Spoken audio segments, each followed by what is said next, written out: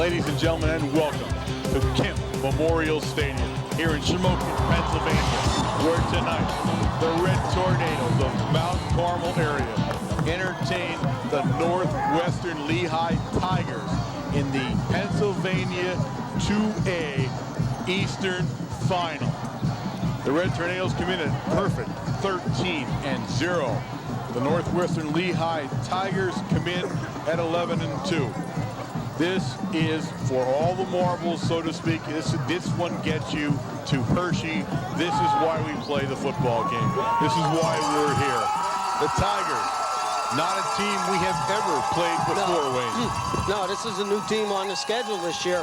And everything you're going to see here on the film tonight is going to be, I would assume, one of the better teams that we've seen coming through the playoffs. They are going to match up as a mirror image size-wise with the Tornadoes across the line. They are bigger. They are bigger. This is the first time I can say that this year. They are a bigger football team coming into this game. And again, it's going to be the physical part of it. We've seen through this season how physical, both offensively and defensively, how the Tornadoes play, and could the size of Northwest Lehigh put up with this type of physical play for 4 quarters? Yeah, that's actually going to be the key. You're going to look at two teams that are very close to each other. The Red Tornadoes probably a very slight, and I say a very slight edge in speed and quickness, but not that much. Today, when you get to week 14, Wayne, everybody's good. Everybody's bringing it in week 14. Yeah, Northwest Lehigh is coming in with the 2 losses. The 2 losses they had was against Penn Argyl and against Northern Lehigh. One about the 5th week of the season, the other one about the 7th week. They met them in the district playoffs up there, one after the other. They beat Penn Argyl by 2 touchdowns, and then the following week, they beat Northern Lehigh, I think, by 2 or 3 also. So they came back and avenged the 2 losses from the season play. This is a team that'll come into this game. They are a true wing T offense. We have seen this wing T offense before throughout the year. They will not move out of it. They will not vary from it.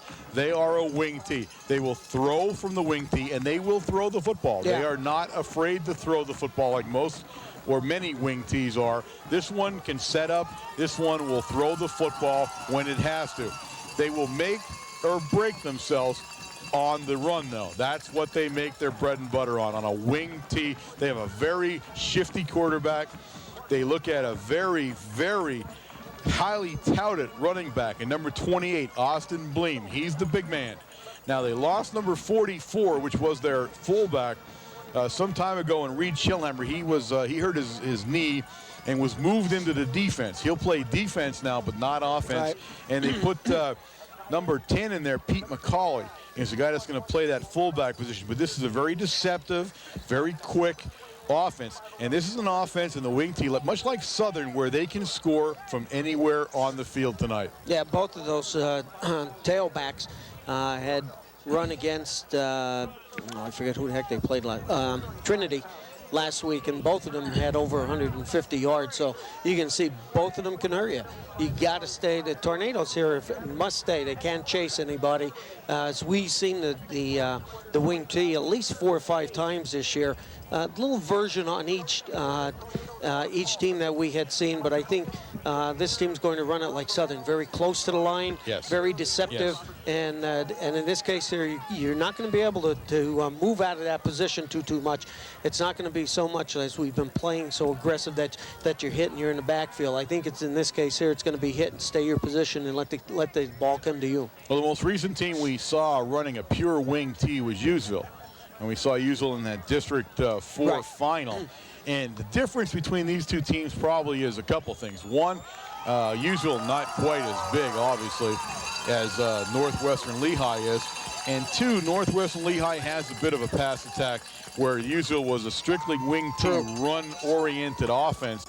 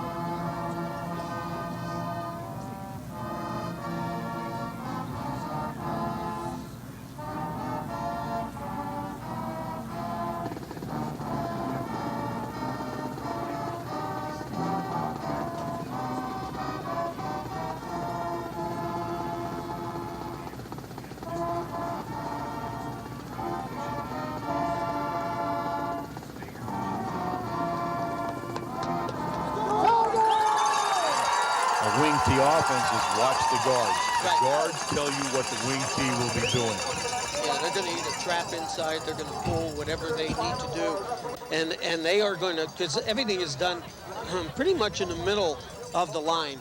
And you are right. You watch those guards, whatever those guards are doing. If your linebackers follow those guards, they're going to be in the play at one point or the other. So we'll see this thing unfold very shortly here as the Red Tornadoes take the field. Again, this is true brute force. I mean, if you're going to see brute force, this is it. The Red Tornadoes will start this football game by kicking off. But it's going to be truly who's the stronger football team tonight that's going to win this football game and go to Hershey. Who's going to have the endurance? This is where you get your ticket punched to go to Hershey. And you're right. Who's going to be on the top of that scoreboard? You know, when that last second ticks off. Down deep for the Tigers will be number 21, Hunsicker. Number 28, as I talked to you about him before, that's Bleem, and number 6. That's Ray Keschel. And those are names you are going to hear throughout this evening as we send out. And it's going to be Bleem on the original kickoff, and he'll take it out to about the 35-yard line. One of the things you noticed there was that you had Swank kick off. And we need to tell you that now is because the quarterback, Shinsky, has sprained an ankle. Yeah. He sprained it yesterday in practice, and that's why he did not kick the ball off, and that will be a continuing story. Yeah, we will not see him tonight also, probably punting. So Kern, number 14, the quarterback, he brings them up here in the first offensive play, and he drops back immediately to pass, and he gets it out to Bleem, a short pass down along his ankles where he catches it and falls down. And he takes it out to about the 39-yard line where it's going to be second down and 6 for the Northwestern Lehigh Tigers. Now you see they come out in a spread defense. They're trying, or offense. They're trying to spread everybody out. Now they're coming out with the 2 halfbacks in the backfield and the slot man. So this is your wing T play right here. Ball's on the ground. Fumble on the play. A flag on the play also. Play was blown dead before the actual snap of the football, and that most likely will go against the Tigers. And we'll see that call now as he walks out to midfield, and he does, and it's illegal motion on the Tigers. It'll be a 5-yard penalty. It'll bring up second down now and 11 for the Northwestern Lehigh Tigers here at Kemp Memorial Stadium.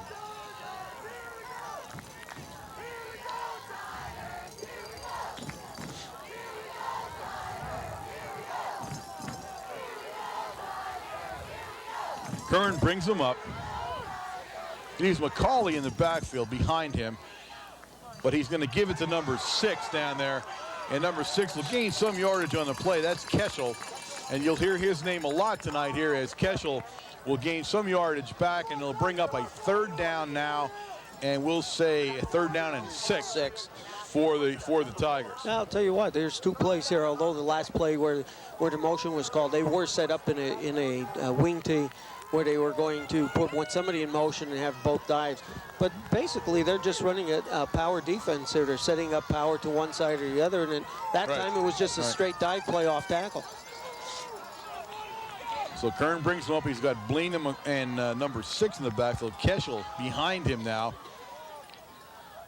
He sends Bleem in motion. He gives it to Keschel, and Swank all over Keschel, and that's going to be a loss of about a yard on the play. It'll be 4th down, and the Tigers will be forced to punt the ball here on their first offensive series of the game. There wasn't too much deception on that, Warren.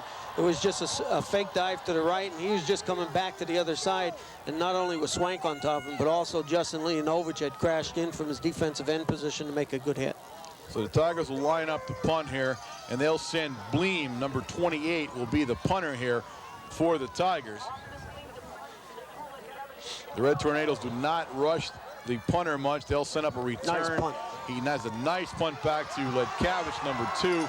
Ledkavich trying to come around the side. He's got the corner. A nice run back for Letkavich, as he takes it all the way over midfield into Tiger territory at the Tiger 47-yard line. 1st and 10, Red Tornado. He brings it back about 5 yards away from the original line of scrimmage from where they punted from.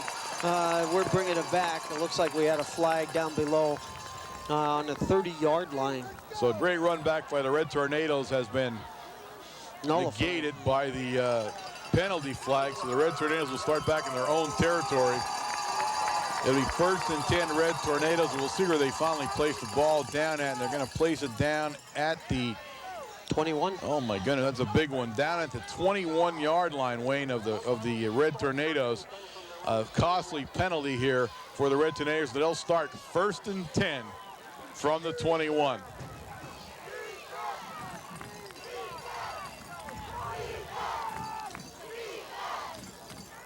Right up the middle, and that's Brown. Brown gained some big yardage there as he rumbles his way up to about the 29-yard line. Big key on Letkavich, Drew Letkavich that time. He actually drew 2 men over to the right-hand side with his motion, and Brown going to the left. Northwest Lehigh has been noted all season long. They've been running in a 4-4 defense. They were in a 5, and they're back in a 5 right now. Letkavich now with the football. It was a 2nd down and 2. Letkavich very close to the 1st down. We'll see where they place the ball at as he comes up off the pile. And it is a 1st and 10 Red Tornadoes, the initial 1st down of the football game. And the Red Tornadoes now moving a little bit here on offense. You see big number 44 down there. I talked to you about him before. That's Reed Shellhammer. He's leading that Tiger defense. Was the fullback, got hurt somewhere along the line of the season and moved the defense exclusively as Matsur goes in motion. Letkavich tries to get outside, and he does. And he'll take it up the Red Tornadoes sideline. A lot of yardage on the gain. He's going to gain about 8 yards on the play. He'll bring up 2nd down and 2. Tornadoes are not doing anything fancy. We're pulling the left guard out along with Brown running. All we're doing is just running it out to the outside, trying to give Drew Letkavich a little extra time there on the delayed handoff to view the field and see what's going on downfield and follow his blockers. And you can see, and he's very elusive. Take a look. He's not real shifty, but he'll turn his body sideways. Ball right at the Red Tornado 40-yard line as Wargo goes in motion. But we hit Matsura, and Matsura out over midfield, and he'll take it all the way down to the Tiger 45-yard line. 1st and 10, Red Tornadoes. That's all being set up on the motion of Drew Letkavich here. And they left the one corner man right over here along with Matsura. Matsura, all he did was a little square out to the outside. And as we know, that's a deadly pass for Dave Shinsky. Yes. Never going to be intercepted. And if it's not caught, it's going to be out of bounds. Puts it right on the money. And Matsura, of course, turns it up for extra yardage. This time Letkavich, Lashinsky leading him. And Letkavich will pick up a couple of yards on the play. It's going to bring up a 2nd down and 8 after a 2-yard gain by the Red Tornadoes. That's about a 3-yard gain, but take a look at the play call by the Tornadoes. Weren't going from left to right. You know, we're just switching back and forth. We have the defense running from one end of the field to the other. 55 on the play for the Tigers. That's Kurt Schillinger. And Schillinger is a junior, 224 pounds. And you'll hear these weights as we go through the game. And they are one big group of people out there. Shinsky now back to pass. And he sends it over there to the Red Tornadoes sideline. That's Wargo on the catch, and Wargo will pick the 1st down up. We've seen that how many times so far this year? You know, how many times we've said about their 2-minute drill, and Jose has said a number of times they should run a 2-minute drill the whole game, and yes. we'd score a ton of touchdowns, and Dave's doing an excellent job right here. Absolutely. You know, working the sidelines, hitting that short little out pass, and Matsura on this side, now Timmy Wargo over there. 1st and 10, Red Tornadoes at the Tiger 31-yard line. We go to Brown, and Brown, some big yardage up the middle there, a little mix up in the backfield, but didn't stop Brown at all as Brown takes it down to the Lehigh, Northwestern Lehigh 23-yard line. I'll tell you what, the lead blocker that time was Matsura. It was going to there was a blitzing linebacker that came through, and he was just to the right, and it wasn't a mix-up. It was that Matsura took on that blitzing linebacker and left Brown get behind him. 2nd down and 1 now for the Red Tornadoes. Zashinsky brings him up, and he gives it to Matsura. Matsura loose in the Tiger backfield there, and he'll take it down to the 10-yard line. It's going to be 1st and goal from just inside the 10-yard line for the Red Tornadoes. That's the old Sally play. I'll tell you what, we came back to the right-hand side with Brown and Matsura leading off. We set up the same formation in the backfield with Matsura on the right and Brown as the blocking fullback. Brown goes through first, and then Matsura cuts right back behind him. 1st and goal from, we'll call it the 9-yard line for the Red Tornadoes. Ledkavich still on his feet. Ledkavich, touchdown, Red Tornadoes at the 5:43 mark of the 1st quarter. Play here at Kemp Memorial Field. The Red Tornadoes have busted out to a 6-0 lead. Kufta on the field for the extra point attempt, and that was smash mouth football. That was some hard grinding out football all the way from the 21-yard line. That was a 79-yard drive that time. And you take a look at the replay on that. Take a look at Drew Ledkavich following Brown right behind him all the way up to the 5-yard line when Brown took on a tough block, and Drew broke to the left and scored. Good placement down. Kufta puts it up, and it is good. So the Red Tornadoes now lead at the 5:43 mark in the 1st quarter in this PIAA Eastern 2A final game. 7-0 over the Tigers, and they prepare to kick off. And that's exactly the way the Red Tornadoes wanted to start this game here tonight. Yeah, they made a statement very quickly, both offense and defense. Defensively, we kicked off and to Northwest Lehigh, and of course we stopped them. Some good defensive play. Swanky comes in the last play there on the 3rd and 6 and makes a great stop. They punt. Unfortunately, we end up with a penalty. Offense comes on, they flex their muscles. A 79-yard drive, and we scored. 79-yard drive for the Red Tornadoes, and that's been something that has punctuated this playoff season here for the Red Tornadoes, and that's long drives. We saw last week against Lakeland, the same thing, ate off like 8 minutes of the clock here between the 3rd and 4th quarter, pretty much sealed the fate of the Chiefs. And now the same thing happens here to the Tigers of Northwestern Lehigh as the Red Tornadoes, and Swank again in, as we talked about this before with Shinsky with the tender ankle. He will not be doing the kicking duties. It will go to Swank. And Swank with the greatest like roundup you're ever going to see there. He puts it down there to number 21 from the Northwestern Lehigh Tigers, and that's going to be Hunsicker, and he'll take it out to the 32-yard line where it'll be 1st and 10 Tigers. I'll tell you what, he had a head of steam going from about the 10-yard line, coming in there, swiped at his ankles on about the 22 was Matsura, number 21, and knocked him off his pins a little bit. His speed did give him an extra 10 yards though before Michael Shinsky, number 45, makes the initial hit. All right, the Tigers come up to the ball, wing tee. They're in the wing tee right now. Kern gets them set up. 1st and 10. He puts Bleem in motion. He's back to pass instantly. And he looks downfield, and he's got a guy wide open, and that's number 2, Woodkish. And Woodkish will be taken down by Ledkavich, but not before a big gain in the Red Tornado territory down at the Red Tornado 25-yard line. 1st and 10 for the Tigers, and that time he was wide open, Wayne. Woodkish was wide open. Yeah, he was wide open. He came out of the backfield. It was a delayed halfback pass, and we had seen the Tornadoes get burned on that a number of times this year. But he did come out of the backfield. It was delayed right into the middle of the field. It was vacated. All right, Kern gets him set up now. Again, he puts Bleem in motion, but this is going to go inside. And he goes inside to Klesch, and Klesch is taken down, but not before he goes down close to the Red Tornado 10-yard line as Keschel, we'll see where they place it inside the 10. It's 1st and goal inside the Red Tornado 10-yard line at the 9-yard line. Good play, misdirection play that time, had everybody moving to the right.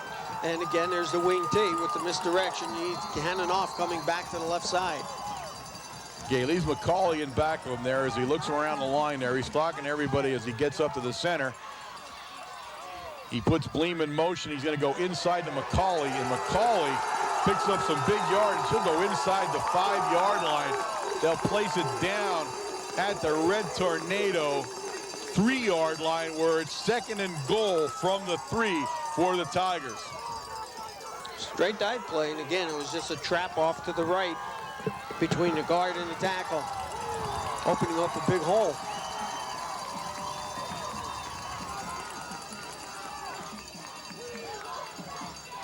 Kern brings him up. He leaves McCauley in the backfield, and that's who he goes to. And McCauley will score. And the Northwestern Lehigh Tigers are on the scoreboard here at the 4:27 mark of the first quarter. They have answered the Red Tornadoes. The Red Tornadoes 7-6 with the extra point attempt to occur. And number 45, that's Jordan Grube, will be in to attempt the extra point for the Tigers. And that's what the Eastern Final is all about. Yeah, you come back 4 plays, you're making a statement yourself. In this case here, a long pass play. Big play was the pass play. Yeah, it was the pass play, and then 3 plays later, they're over.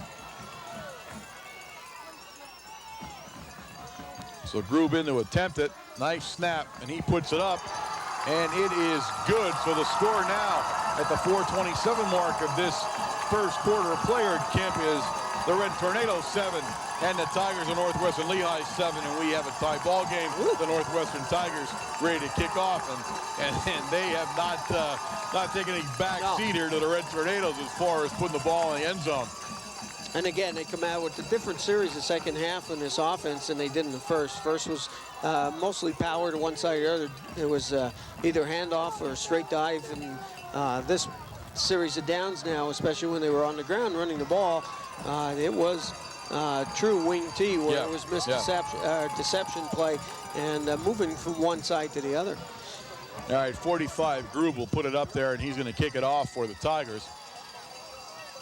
Tigers resemble the Southern Tigers, much in their uniforms and helmets. If you've seen that game some time ago, they look a lot like them in the black and gold here and white of Northwestern Lehigh as they get ready to kick off, and they are in this football game here in the first quarter of play.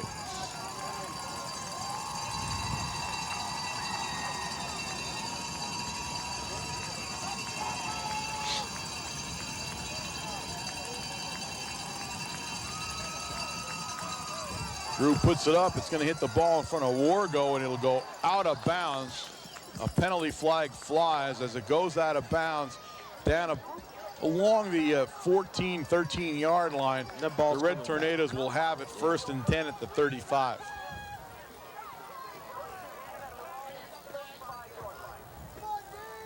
So the Red Tornado offense back on the football field here tonight, as they were answered with their opening drive here by the Tigers, and we'll see what they now have in store as they march methodically down the field on a 79-yard drive to open this football game up. And we'll see how Shinsky, as he comes to the line of scrimmage here, puts Letkavich in motion. He leaves Brown, and Brown will take it over to 35, up to the 37-yard line. They'll bring 2nd down and 8 for the Red Tornadoes. Again, keeping everybody honest. Take a look at the defense for Northwest Lehigh. All the shifting they do, especially when we put someone in motion. They're moving guys defensively all over the field. And that time we got Brown again coming up through the center and 5 yards. And you can't ask much more from your fullback. He'd pick up 5 yards for you on that 1st down. All right. Eye backfield. This time we go to Letkavich. And Letkavich, plenty of room as he makes a cutback towards the Northwestern Lehigh sideline. He'll take it up over the 45-yard line to the 47-yard line. 1st and 10. Red Tornadoes, nice cutback by Letkavich.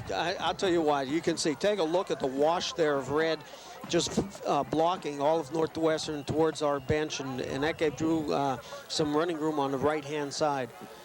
59 Moyer out of the lineup for the Tigers, and he came out kind of gimpy there as he came to the sideline. Looks like he hurt an ankle.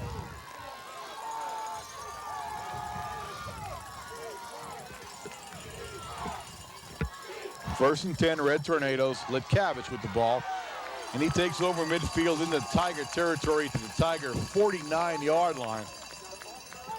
It'll be 2nd down and 7 for the Red Tornadoes. Tornadoes haven't done anything fancy.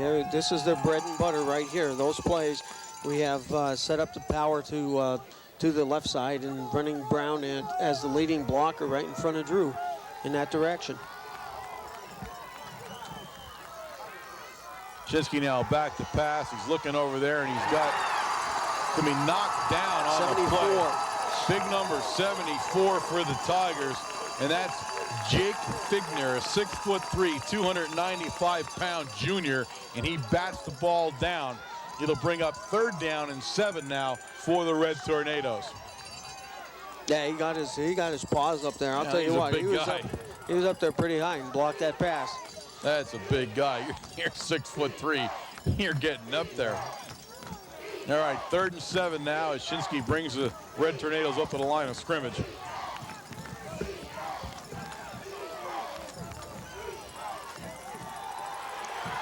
He looks over at Letkavich, and he can't get it to Letkavich. A lot of pressure that time from the Tigers, and the Red Tornadoes will be forced to punt the ball here. 4th and 7 from the Tiger 49-yard line. And we'll see who comes in to do the punting duties, as Shinsky, the normal punter, will also not do that. It looks like Kufta, number 4, Matt Kufta for the Red Tornadoes, doing the punting duties, and that's maybe the first time we've seen him this year. But off the side of his foot, but takes a Red Tornado bounce and bounce out of bounds at the Northwestern Lehigh 35-yard line. And we're seeing the difference here as Shinsky is hurt. We heard he was hurt. We got the word he was hurt yesterday in practice. And now we see the consequences of that, as he is not doing the punting or the kickoff duties for the Red Tornadoes. 1st and 10.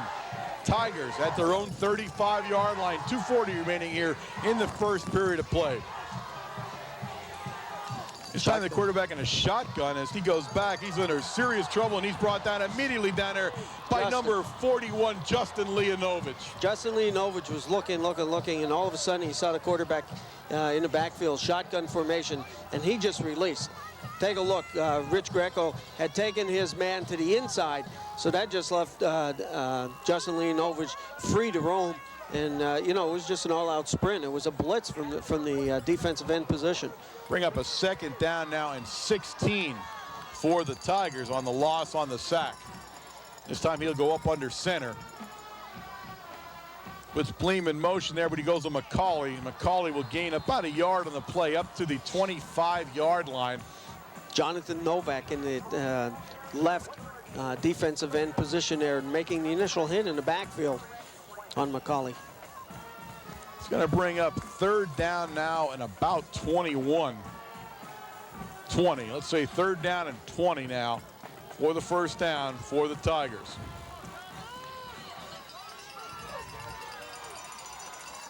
He splits Justice way out to the left now as he lines them up. And they line up in the wing T, as they will all game tonight. And he puts Bleem in motion. Goes back to pass. So under some pressure now, and he's going to be brought down by Brown, number 39. Big Dave Brown will bring the quarterback down, and the Tigers will be forced to punt here. It'll be 4th and long. Yeah, Jonathan Novak also in there with a lot of pressure from Brown. Novak gets in, and that's what kicked the quarterback out of the pocket was Brown and Jonathan Novak, and that gave Brown the time to get in there and make the tackle. But you can see a little bit of pressure now from the defensive line for the Tornadoes. All right, Bleem back to punt. He's back close to his own goal line where he'll receive the ball and let it go. The Red Tornadoes did not put a lot of pressure on. They'll take it over here as he calls for a fair catch, Letkavich, and he fair catches it in Tiger territory at the Tiger 42-yard line, where it's 1st and 10 Red Tornadoes. 34 seconds remaining here in the first quarter of play. And the defense here was the big difference. We saw what the punt head did for the Tornadoes. Gave, you know, we lost a lot of field position on that punt, but the defense kicked it up a notch and picked up that ground for us. Actually, that ball didn't even go over the 1st down mark that they needed. Right. Shinsky will bring him up here. Shinsky playing on a gimpy ankle. He goes into the shotgun. A pure pass play. Looks downfield. He's trying to get the Wargo a little high. It'll be 2nd and 10 for the Red Tornadoes. And you can see he's not quite himself here tonight. with that injury to the ankle. I'll tell you what, though, some good blocking in the line. That time we had kept the slot man in the block a little bit. We saw some blitzing from that right-hand side from Northwest Lehigh to give a little bit of pressure to Dave on that last series of downs. All right, 2nd and 10 from the Tiger 42 now as the Red Tornadoes come up to the line of scrimmage. They're going to an I formation. Brown Letkavich in the backfield. And we give it to Letkavich, and he'll go straight up the middle, and he's free. And Letkavich will take it up down past the 30-yard line, down to the Tiger 28, where it's 1st and 10, Red Tornadoes, on a big run by Letkavich. Oh, what blocking on that left-hand side of the ball. Marshall Morarki and Rick Greco over on that left-hand side. They're just blowing a hole in there, and then Brown's going through to pick up the linebacker in front of Drew Letkavich. And you can't ask for a better trio blocking for you than those three. That's the end of the first quarter of play here at Kent Memorial Stadium in Shamokin, Pennsylvania. As the time runs out, the Red Tornadoes will let it go here. The Red Tornadoes and the Northwestern Lehigh Tigers all tied up at 7 apiece here. The anthracite.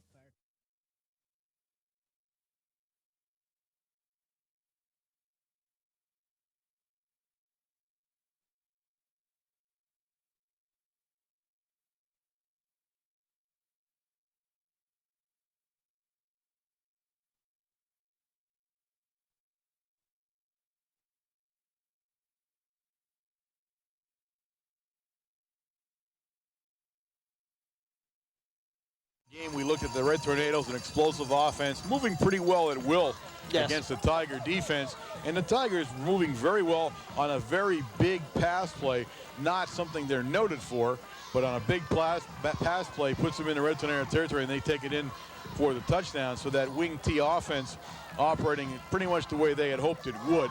The Red Tornado defense will need to stiffen a little bit here, but the Red Tornadoes now again on the march here in this second quarter as we open play in the second quarter. Down at the Tiger 29-yard line. It's 1st and 10 as Shinsky will bring him up. He's got Brown and Letkavich in that backfield. Brown the fullback, Letkavich the tailback. And they wind the clock here. And Shinsky will set him up. And Dave will give it to Letkavich, and Letkavich again, some pretty good yardage as he'll go down under the 25-yard line, down to the 23-yard line. Gain of 6 on the play. It'll bring up 2nd down and 4. The Red Tornadoes having a pretty good time running the ball right now. I'll tell you what, these are just, and we're not doing anything fancy. Right. This is kick you in the teeth. If you want to stop us, you're going to stop us, but you're going to pay the price if you don't. And this is only straight dive type stuff. You got Swank over there. You got Joe Daukus and Skinner over on that other side, and that's exactly, we're running one side or the other. Right up the middle is the big fullback, and that's Brown on the play. Brown takes it down close to the 20-yard line. He'll put it down at the 21-yard line. Again, 2 on the play. It'll bring up 3rd down now and 2 for the Red Tornadoes. But again, let's say 3. You see, there's nothing fancy here. It's just, we're going right at you. There's not much sense. Maybe Coach thinks that. Not much sense to try to move those big linemen in one direction or the other. You get them, you just split them and let your halfback run right through them. Call it a long 2 now as we give it to Matsura, and he bounces it outside, cuts inside, and he'll pick up the 1st down. It'll be 1st and 10, Red Tornadoes. Ball down at the Tiger 16-yard line. Nice move by Matsura. He was going to try to duck inside and saw the blocking, the massive bodies there, and he could kick it to the outside. And what was great about Matsura, and we've seen this time and time again, is his balance. He did go down a little bit, put his hand on the ground, and it picked him up an extra 3-4 yards. All right, 1st and 10 from the Tigers' 16-yard line as Shinsky brings up. Now he goes into a power backfield.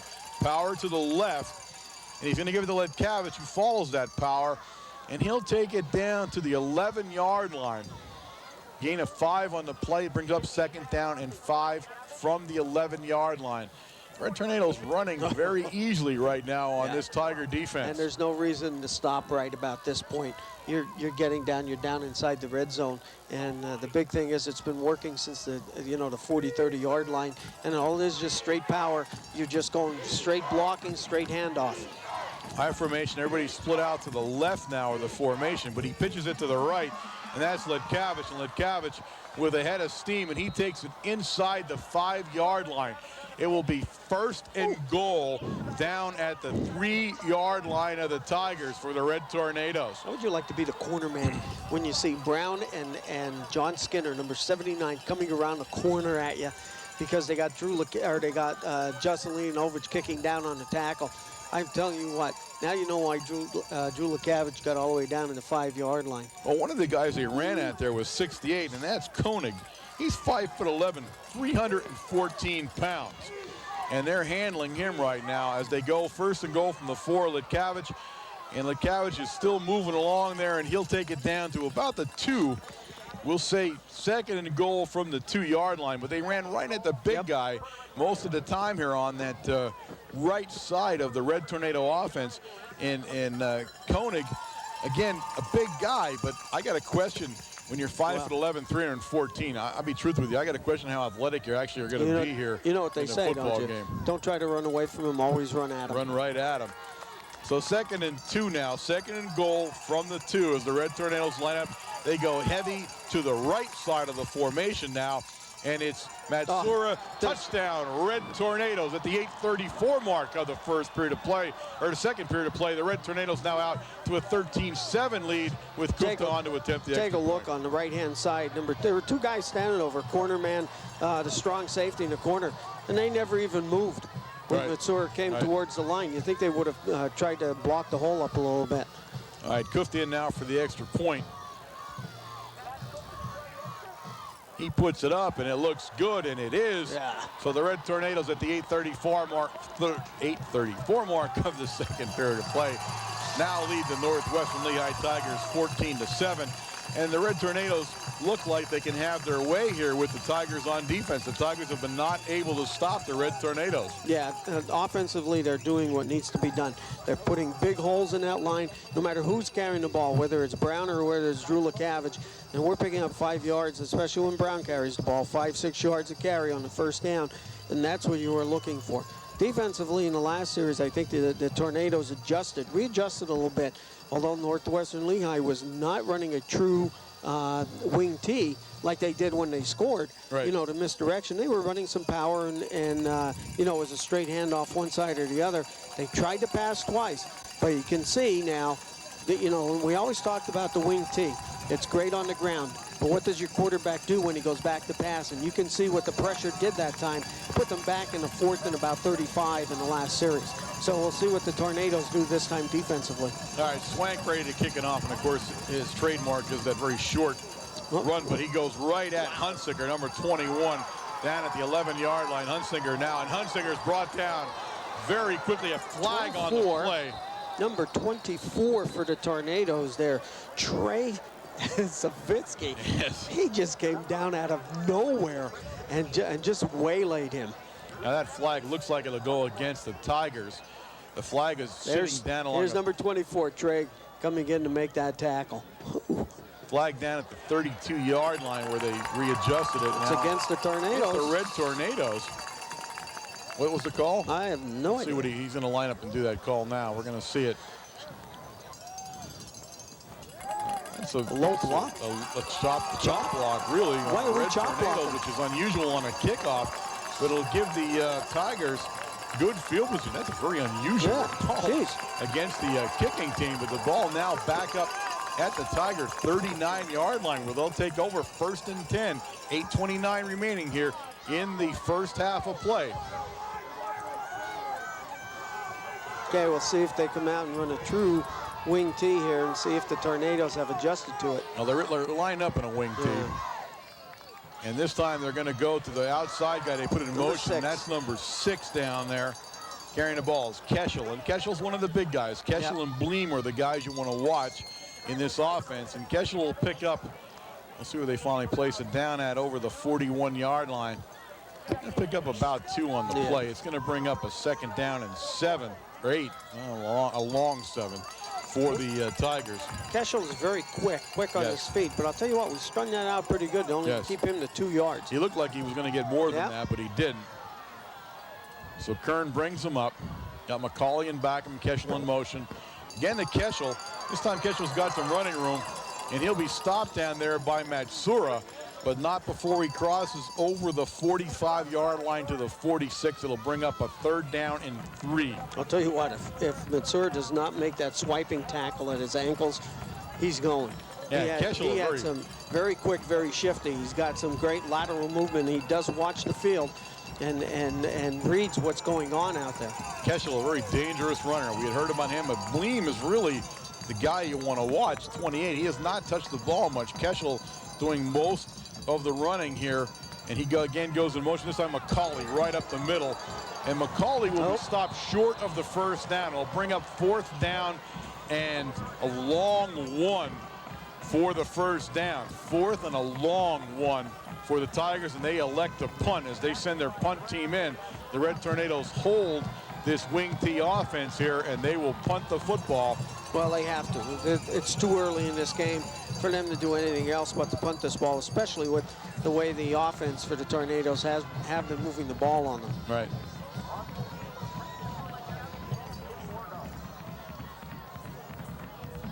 A high snap, that's 2 but downs. no pressure there as number 28 will kick it down to Wargo down there. That's Bleem did the kicking. Wargo with the football, and Wargo will be put down at the fumble. The Tigers say they have it, and they do in a big turnover here in the 1st half of play. The Red Tornadoes cough the ball up, and they go back on defense as now the Tigers down at the Red Tornado 26-yard line, 1st and 10. And those are the kind of costly mistakes that can cost you a football game this deep in the playoffs. Now look, they come back. They're back in their wing T. Back in the wing T. Back in the wing T. Vary out of that wing T too much as Kern will bring them up. This puts Bleem in motion, and he gives it to Brown is there. Yeah, number 6 down there was the guy that got the football Keschel. again, as I told you, Keschel, but he's buried down at the 25, a gain of 1, and that's Brown coming off there, and Greco. And Greco, he did not move. Greco didn't move, and Brown just he did a swim move on the center and came over into that hole that was created there. Red Tornado defense being tested here early in this football game. 5:48 remaining in the 1st half of football. And a fumble puts them pinned against their goal line here as the Tigers bring it up, put Bleem in motion. This time they go to Bleem. Bleem's got some yardage, but only a couple of yards on the play as he takes it down to the Tornado 23-yard line. Gain of 2 on the play. It'll bring up a big 3rd down now and 7 for the Tigers. Now you take a look at what this wing T does to the Tornado defense. It sort of holds. It depends on what kind of setting they have. In that case, there was true wing T, and there was a lot of deception, a lot of movement going on. But Buggy stayed his ground, and he made sure that nobody got to the outside, and then he made the tackle on Bleem for a pickup of 1. All right, a passing situation now, and they go into a shotgun formation for Kern. They brought that passing group in. A lot of pressure, and he's got Keschel, and Keschel will be taken down about the, let's see, Keschel's down 16-yard line. 13-yard line. He's I'm sorry, 13, yeah. 13-yard line, okay. 13-yard line picks up the 1st down, but did you see the amount of pressure that the quarterback had that time? 1st and 10 now for the Tigers, and they are threatening at the 4:44 mark here of the 2nd quarter of play. 1st and 10 at the Red Tornado 13-yard line.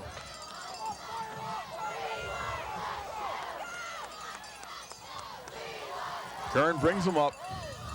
Wing T puts Keschel in motion. This time he goes right at the middle of McCauley.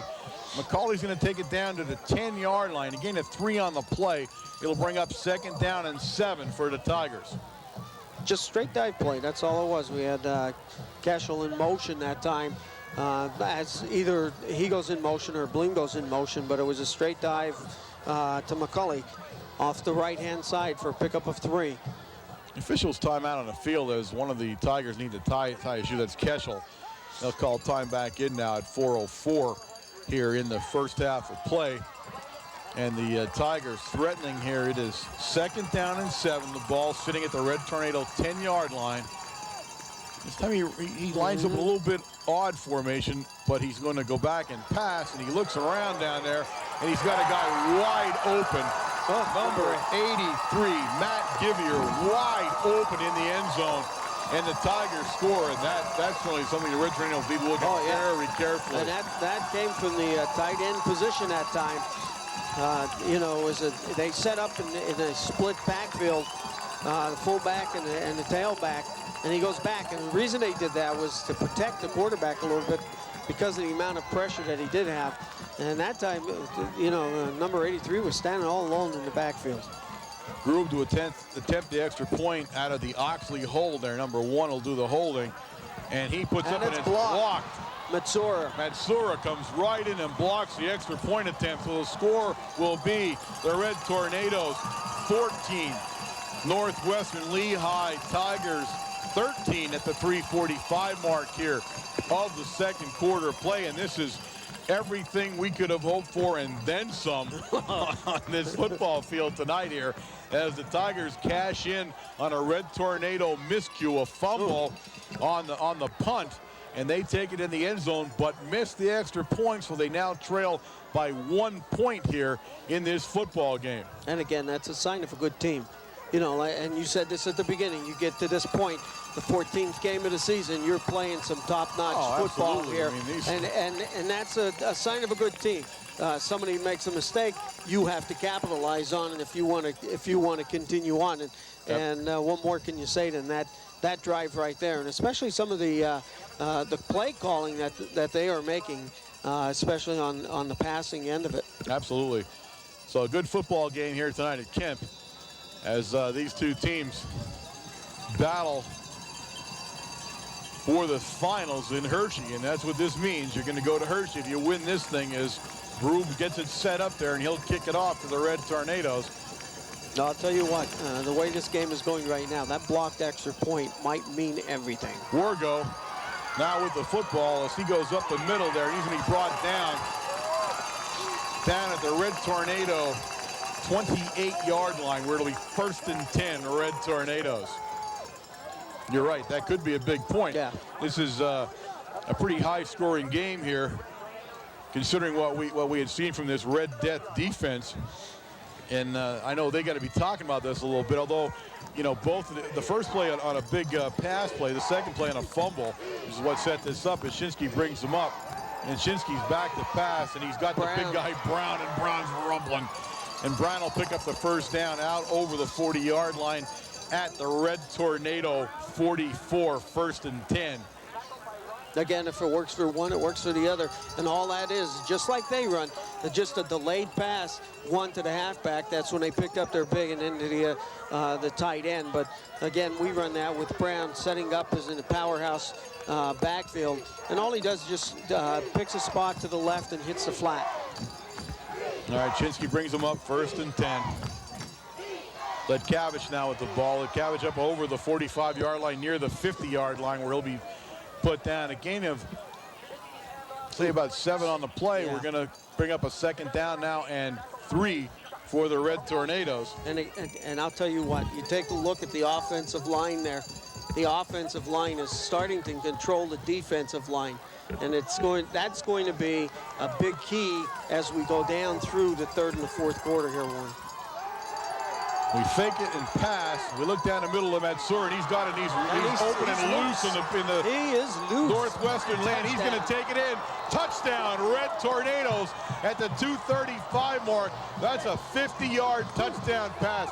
Shinsky to Matsura. A nice run by Matsura, and the Red Tornadoes out to a 20-13 lead with the extra point attempt to follow. Well, we come back and strike right away, especially after that touchdown by Northwest Lehigh. You come back, you flex your muscles again. This is what you have to do. This is what the whole game is about. You're trying to intimidate everybody, and we hit Brown here out to the left. We fake the dive play, and now all of a sudden we go back and Matsura's free. Gupta puts it up, and it looks good, and it is. At the 2:35 mark, the Red Tornadoes out to a 21-13 lead in a high-scoring football game here at Kemp Memorial Stadium. And the Red Tornadoes, and that was Matsura on a great catch and then a fabulous run all the way to the end zone. Yeah, oh my goodness, Dave, I'll tell you what, Dave just laid that out there for him. You saw the pass protection for him. Shinsky sitting back in the pocket, sitting back, and right at the last minute he released it to Masura, and it was right on his hands, right in his fingers. And I'll tell you what better receiver than Matsura in the last couple of years have we seen, huh? Oh my goodness! I mean, what's that? 105, 106 catches now. That's as good as it gets. As Swank gets ready to do his two-step smack. Two-step smack, and he puts it down on the 10-yard line. He has the shortest run up to a kickoff you're ever going to see, but he still puts it deep. As he tees it up there, the Red Tornadoes get ready to kick off to the Tigers. And this is one exciting football game at Kemp Memorial in Shamokin, Pennsylvania. Yeah. Something we look forward to, something we expected. Yeah. Both these teams were going to do this. Especially when you look at the scoring on both coming through, especially at the end. Northwest Lehigh has been running up the scores. Kick. He's going to kick it down there to number 6, and that's Keschel. Keschel comes up the field, and he'll be put down over the 30-yard line at the 31-yard line. 1st and 10, Northwestern Lehigh Tigers. Johnny Dara coming in from behind. Keschel was slowed up a little bit, looking for a block here or there, and Dara comes up from behind and makes a good hit. So Kern will get them lined up here. There's 2:29 remaining here in the first half of football as he brings his wing T offense up to the line. Puts Bleem in motion, and Bleem has the ball. And Bleem will be brought down about the 35, 36-yard line. Let's say the 36-yard line. Again, a 4 and a play, 2nd down and 6 for the Tigers. Buggy protecting outside the whole time. And all he did was skirt it up inside the pulling guard and made the tackle. Justice into the lineup now. He brings the play into Kern. And they'll come out. McCauley, the lone back in the backfield, as you will see with this wing T. He's actually the fullback in this operation here. But Kern puts Keschel in motion. We go to McCauley, and that's Brown. And Brown's going to bring him down for a yard gain on the play. It'll bring up 3rd down and 5 for the Tigers. Brown starting to control the center of the line a little bit more. You see here, he's starting to make some movement to the left and to the right, controlling that center. And this time again, to make the tackle on a 1-yard gain by McCollum. All right, a big 3rd and 4 now for the Tigers as they come up. 1:22 remaining here in the second quarter of play as Kern gets them set. He puts Bleem in motion. He goes to Bleem and then back to Keschel. And Keschel's in trouble, and Keschel is brought down. Ricky Greco on a fabulous defensive play by Greco, and that's a punting situation now for the Tigers. Yeah, we got a double reverse there, and we said the key here is for the Tornadoes to stay their ground, not to chase anything, and Ricky Greco did. He stayed where he had to be and makes a great tackle. And a timeout on the field now. I believe it were the Tigers that called the timeout as they come to their sideline to talk to their head coach. But yes, the Red Tornadoes on a nice defensive play by Greco forced the Tigers into a punting situation at 1:08 remaining here in the first half of play. And it has been one exciting first half of football here at Kemp. So they'll send their punting team. Well, I don't know what he did here. You know, it's 4th and 9, 1 minute and 8 seconds left. They line their huddle up really far back from the line of scrimmage, which is unusual. We'll see if they're going to punt or not now. Yeah. The Red Tornadoes think they will as Letkavich goes back, and they will as Bleem steps out of that huddle and back into punt formation.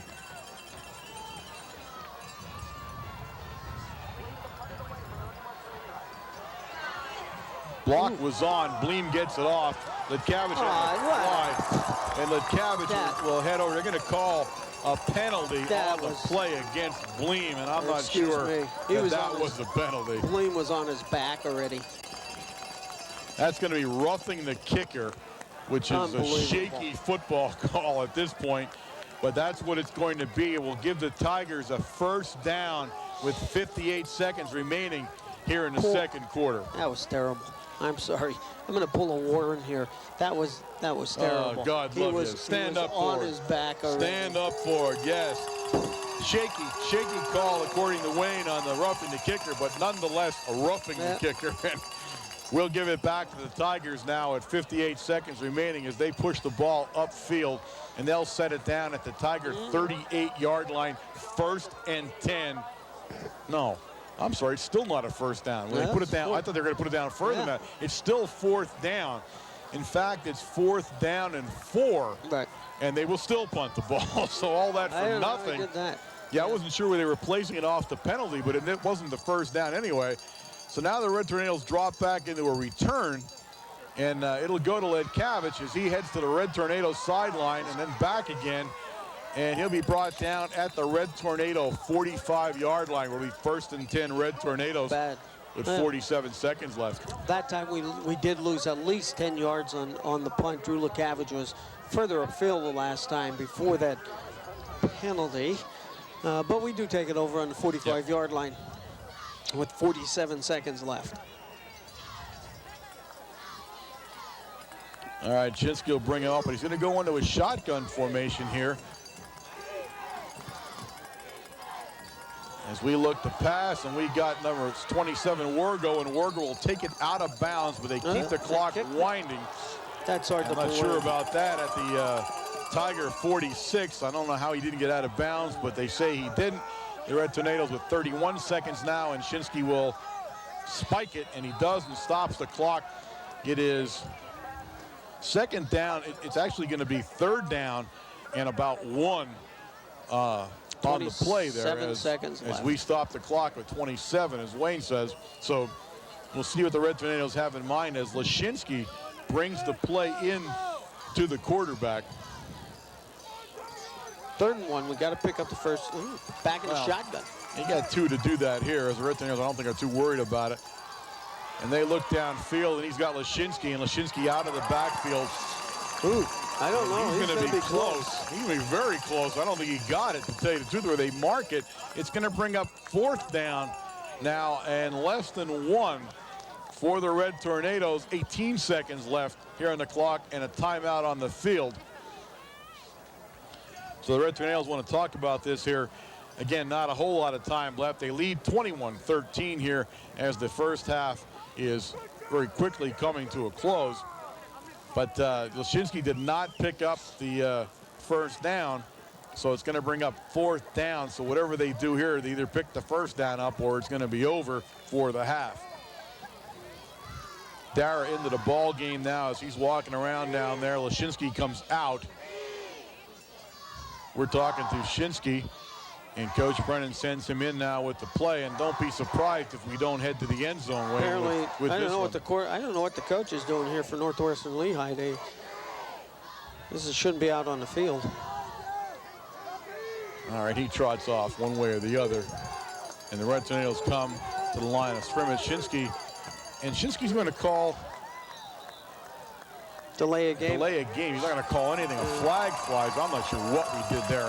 How you come out of a timeout with a delay a game is hard. Well, the problem was the coach was out on the field. Time was running. I don't know what the coach was doing out there.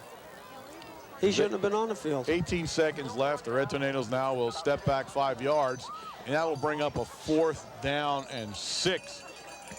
And I'm not sure what the heck we're doing now. No, we're going to punt the ball. Yeah, That's exactly what we're going to do. As we switch teams here on a 4th down.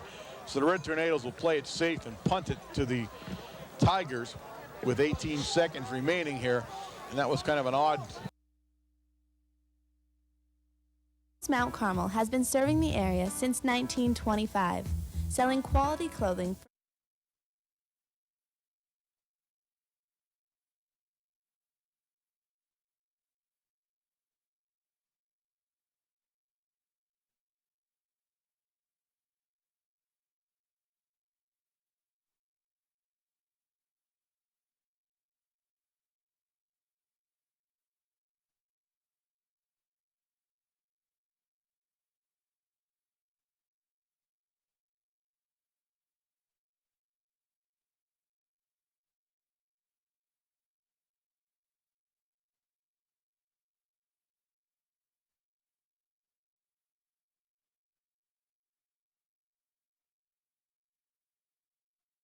5 yards. Brown, 4 for 23. And Matsura, 3 for 20. On the passing side, 6 of 10 for 99 yards. Matsura is 2 for 65. One came on that long touchdown pass. Wargo, 2 for 20. Brown, 1 for 13. And Mike Lashinsky, 1 for 1. First downs, 10. Northwest Lehigh. The rushing department, 18 for 20. Passing, 4 for 4 for 67 yards and 4 first downs. Again, we saw Northwest Lehigh, the opening quarter there. Nice big pass play, and that's where a lot of their yardage came from. In the air to get them, drive them all the way down to about the 20-25 yard line. The other pass play to the tight end, breaking over the middle, again wide open, and one of their touchdowns came from a miscue fumble recovery on a punt.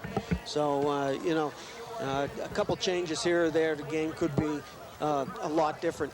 Jose did give me a little tidbit again, as he has week in and week out here, and Matsura needs 6 more has 6 tackles up to this point for the season. 3 to tie, 6 tonight. He needs 3 to tie and 4 to set the record set by Vincey last year. Also, though, on the opposite side of the field, we have 4 receptions he needs. He has 4 receptions to tie Joel, 5 to take the lead for the season also. So he's working both sides of the field there, both offense and defense. Oh, not at all a bad first half of football for the Red Tornadoes. They can't be all that happy. They had some goofy things happen to them. Again, the fumbled punt, he's one of them. The big pass play has kept the Tigers in the game. The Red Tornadoes have to be kind of happy with, I think, how they handled that wing tee up until this point in the football game. Oh, they have nothing to gripe about. And again, you know, it's the caliber of team that you're playing here. You know, the Tornadoes come out and they stop your wing tee, and that's your bread and butter. You got to go to something different. And they went to the pass, and it started to work for them. And you know, you wonder, they're 4 for 4 for 67 yards. They should have passed maybe a little bit more. Although in that one series in the quarter, they did try. We did put a lot of pressure on them, right, and you know, took them out of that also. All right, the Tigers will start the second half of play here in this Eastern Final by kicking off to the Red Tornadoes, and that's number 45, Jordan Grube. He'll do the kicking off for the Tigers, and of course the usual suspects are down deep for the Red Tornadoes down there. You got Ledkavich, you got Wargo, and Chicatano in the middle down there.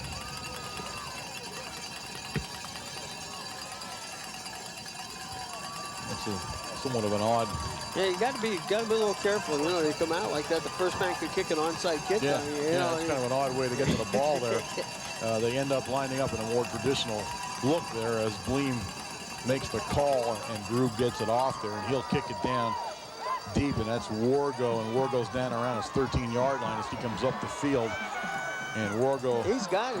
Wargo's still up on his feet, still on going. a big return now for the Red Tornadoes. And Wargo takes it all the way out to midfield where it's 1st and 10. Red Tornadoes on a big kickoff return by Wargo, number 27. Everybody just take a look at what Wargo did that time. He takes the ball on the 20-yard line, and he got hit at least 5 times coming up through there at different points, kept his feet moving, and one thing, you know, that you're taught is you keep your feet moving, you're going to pick up extra yardage. All right, the Red Tornadoes come out in their I formation. They've got Brown at the fullback, Ledkavich at the tailback. They put Leonovich in motion. He'll step over into that tight end position where he sets down at, and they give it to Leonovich, and Leonovich is over midfield, and he'll take it all the way down to the Tiger 45-yard line. Yeah, 5-yard gain, 2nd down and 5. We put power over on that side. We took the tight end from the left, moved him over to the right. A little different look than we had in the first half. We have Brown going through and Drew Ledkavich following right behind him. This group is more 300-pounders than I think I've ever seen in high school on their roster. They've got a big group of guys here as far as size goes. This is Ledkavich. He'll pick and feel his way down, and he's going to set it down at the 42-yard line of the Tigers. It's going to bring up 3rd down and 2, a short 2 for the Tornadoes. Yeah, you take a look, and we said this time and time again, that you set up in that power, you got Brown sitting in front, and all Brown did is, again, lead to the right, and Drew LeCavage came back to left. It was crossing. All right, Shinsky gets him set there, and you go to power, and you go to LeCavage, and LeCavage is going to have the first down. And that, I'll tell you what, LeCavage gets that because of Marshall Merarkey on that side, Joe Daukus on that side, and John Skinner. They had that offense, or that defensive line pushed 3 to 4 or 5 yards back off the line of scrimmage, and that's what really is the big key here, is the control of the line, and it's just head-to-head blocking here. They're in a 5, and now they're in a 4 defense. They jumped into their traditional 4. Brown right up the middle, and Brown continues to churn for some yardage, and he takes it down to the Tiger 37-yard line. 3-yard gain on the play, 2nd down and 7 for the Red Tornadoes, and they continue to be fairly methodical here on offense. Yeah, in fact, in the first half, and maybe this is their adjustment. Maybe this is Northwestern's adjustment. They were in a 5 defense. Now look at, they have 4 down linemen. Shinsky back to pass, and he quickly finds Matsura, and Matsura takes it down to the Tiger 30-yard line, very close, depending where they mark it for the first down. They mark it on the other side of the 30, so it's going to bring up 3rd down and less than 1 for the first down.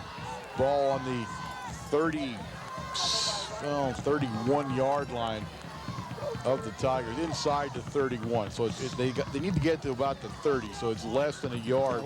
We're putting a powerhouse backfield. We have Brown there. Now we bring in Mikey Lashinsky, number 45. And take a look, Matsura's back there. Matsura, the ball carrier, has a penalty flag on the play, and that's a deadly penalty for the Red Tornadoes, as they had less than a yard to go. It's going to bring up 3rd down now and a long 5, as they are motion penalty on the Red Tornadoes. So 3rd down, a long 5 now for the Red Tornadoes, and that'll change the play. Yeah, it sort of changes the play now, and what you're calling 3rd and 1, you got that powerhouse backfield, and especially with Matsura carrying the ball, and there's two deadly blockers back there, Brown and Lashinsky. You knew you were going to pick up the first down that time. So LeCavage brings the new play into the Red Tornado lineup here. 8:56 remaining in the 3rd quarter of play. And they go back to that power look, but I doubt they're going to do it. And he tried to get it to Wargo, and a penalty flag, and it's going to go against the Tigers. It's going to be 1st and 10 Red Tornadoes, as Bleem is called on the penalty against Wargo, as he tried to catch the pass. Yeah, he did. He was in there before the ball even got there. You can see on the replay here. They're having a pretty good talk about this, but I'm going to be surprised if it does anything but that, as the entire Northwestern Lehigh team now involved in the huddle. Shinsky has his hands up in the air, wondering what's going on, and we'll see who they call this against. And here it comes, and it is pushing against the Tigers, which I thought it was to begin with. So did I. It took a long time to decide what they were going to call. Either way, now it is 1st and 10 Red Tornadoes, and they'll mark off this penalty, and it's going to go down to the Tiger 26-yard line, where it's 1st and 10 Red Tornadoes, and I don't see why anybody's griping about it. It was a pretty clear-cut case of interference there by the Tigers. Big number 68 goes into the lineup, and that's Koenig. He's the 314-pounder. He gets into the middle of the lineup, and I said I've never seen this many 300-pounders in high school. He must be eating pretty good at Northwestern Lehigh. Flags flying all over the place here. We'll see what they call here. Back judge called it, so it's got to be too much time, I would assume. Can't be too much time after the penalty. No, that's true. I'm not sure that's what they could call. Let's see what he does, and it's an illegal substitution against Northwestern Lehigh, and that's a deadly penalty there. They sent a guy in, he got in just a little too late. 12 guys on the field. Yeah. 12 guys on the field. So that'll move the ball further towards the Tiger goal line as Brown trots back into the lineup. They're talking to Shinsky down there. That was a costly mistake there on the coaching staff. They had 12 men on the field. Now they have, now they're right, they have 11. All right, it's 1st and 10, the ball just nudging the Tiger 15-yard line, where the Red Tornadoes set up 1st and 5 And we go to Brown, and Brown's got 5 yards, and Brown's got more than that as he goes inside the 5-yard line down to the 4. First and goal. Red Tornadoes from the 4-yard line of the Tigers. Fantastic block by Randy Swank there. Swank man.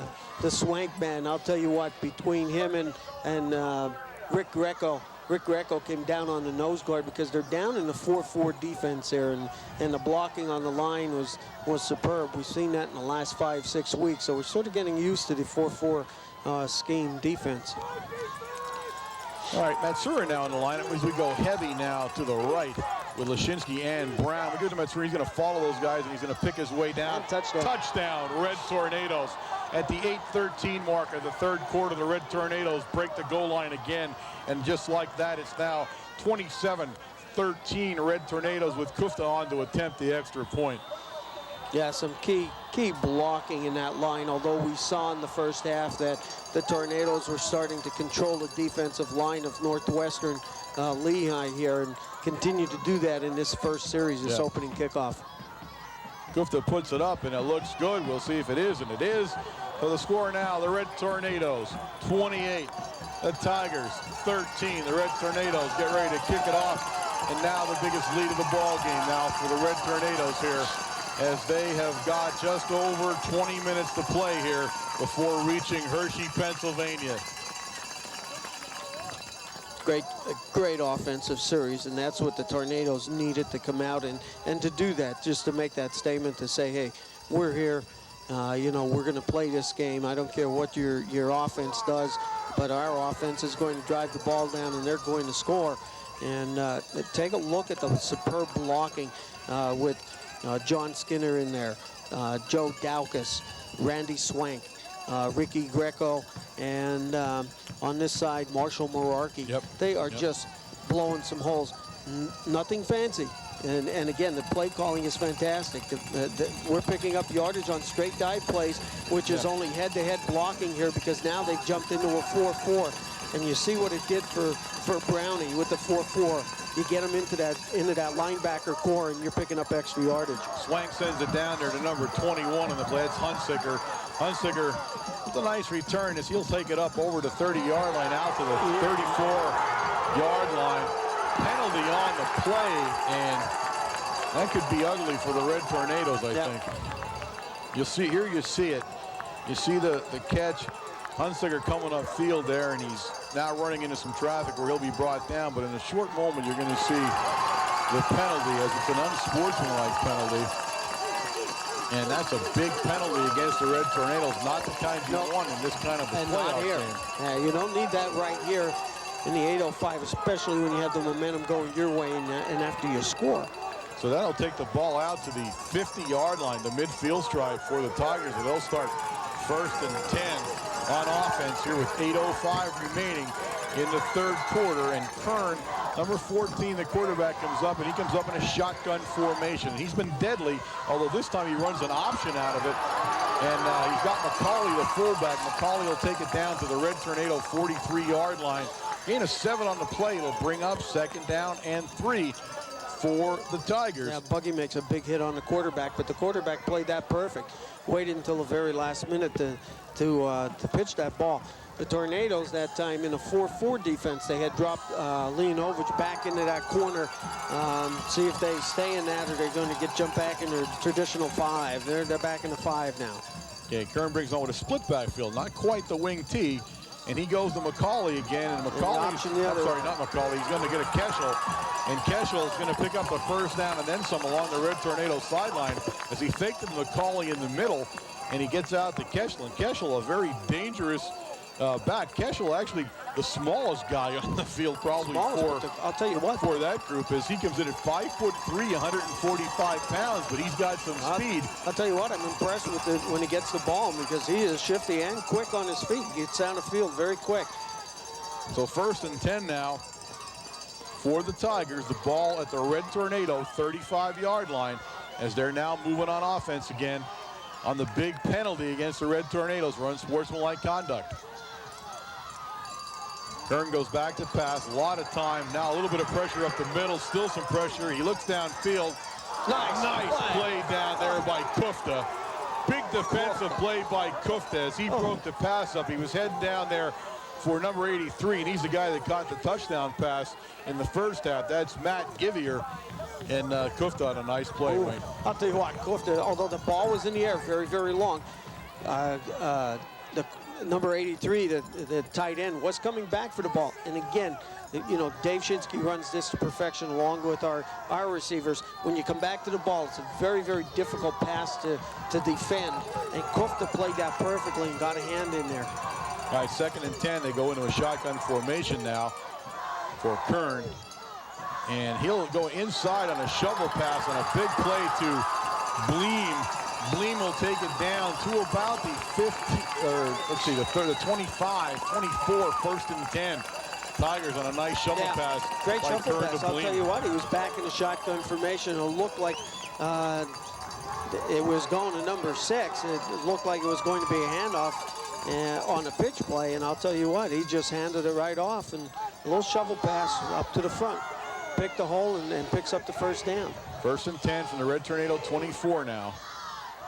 The Tigers set up, and now they're back in their more traditional wing tee, but Kern will go straight back to pass. Plenty of time. Looks downfield, and they're going to call a penalty on the Red Tornadoes. They're trying to get down to Givier, number 83, down at the 5-yard line. That is a major penalty against the Red Tornadoes. And that's where it's going to go. As every flag hit, it'll be 1st and goal now. Yeah, that was, I mean, he was actually. Let's see where they mark it to. It should be inside the 10, I think. Oh, it should be down to the 5, down. Well, they didn't do that, though. Should be down to the 7. Too, but that's not where they're heading to. Let me see where they place it at. Should be down to the 7. Here he goes. No, he's outside the 10, which is at the 12 now. 1st and 10 from the 12. 6:43 remaining here in the 3rd quarter. A play, and the Red Tornadoes killing themselves with penalties here in the 3rd quarter.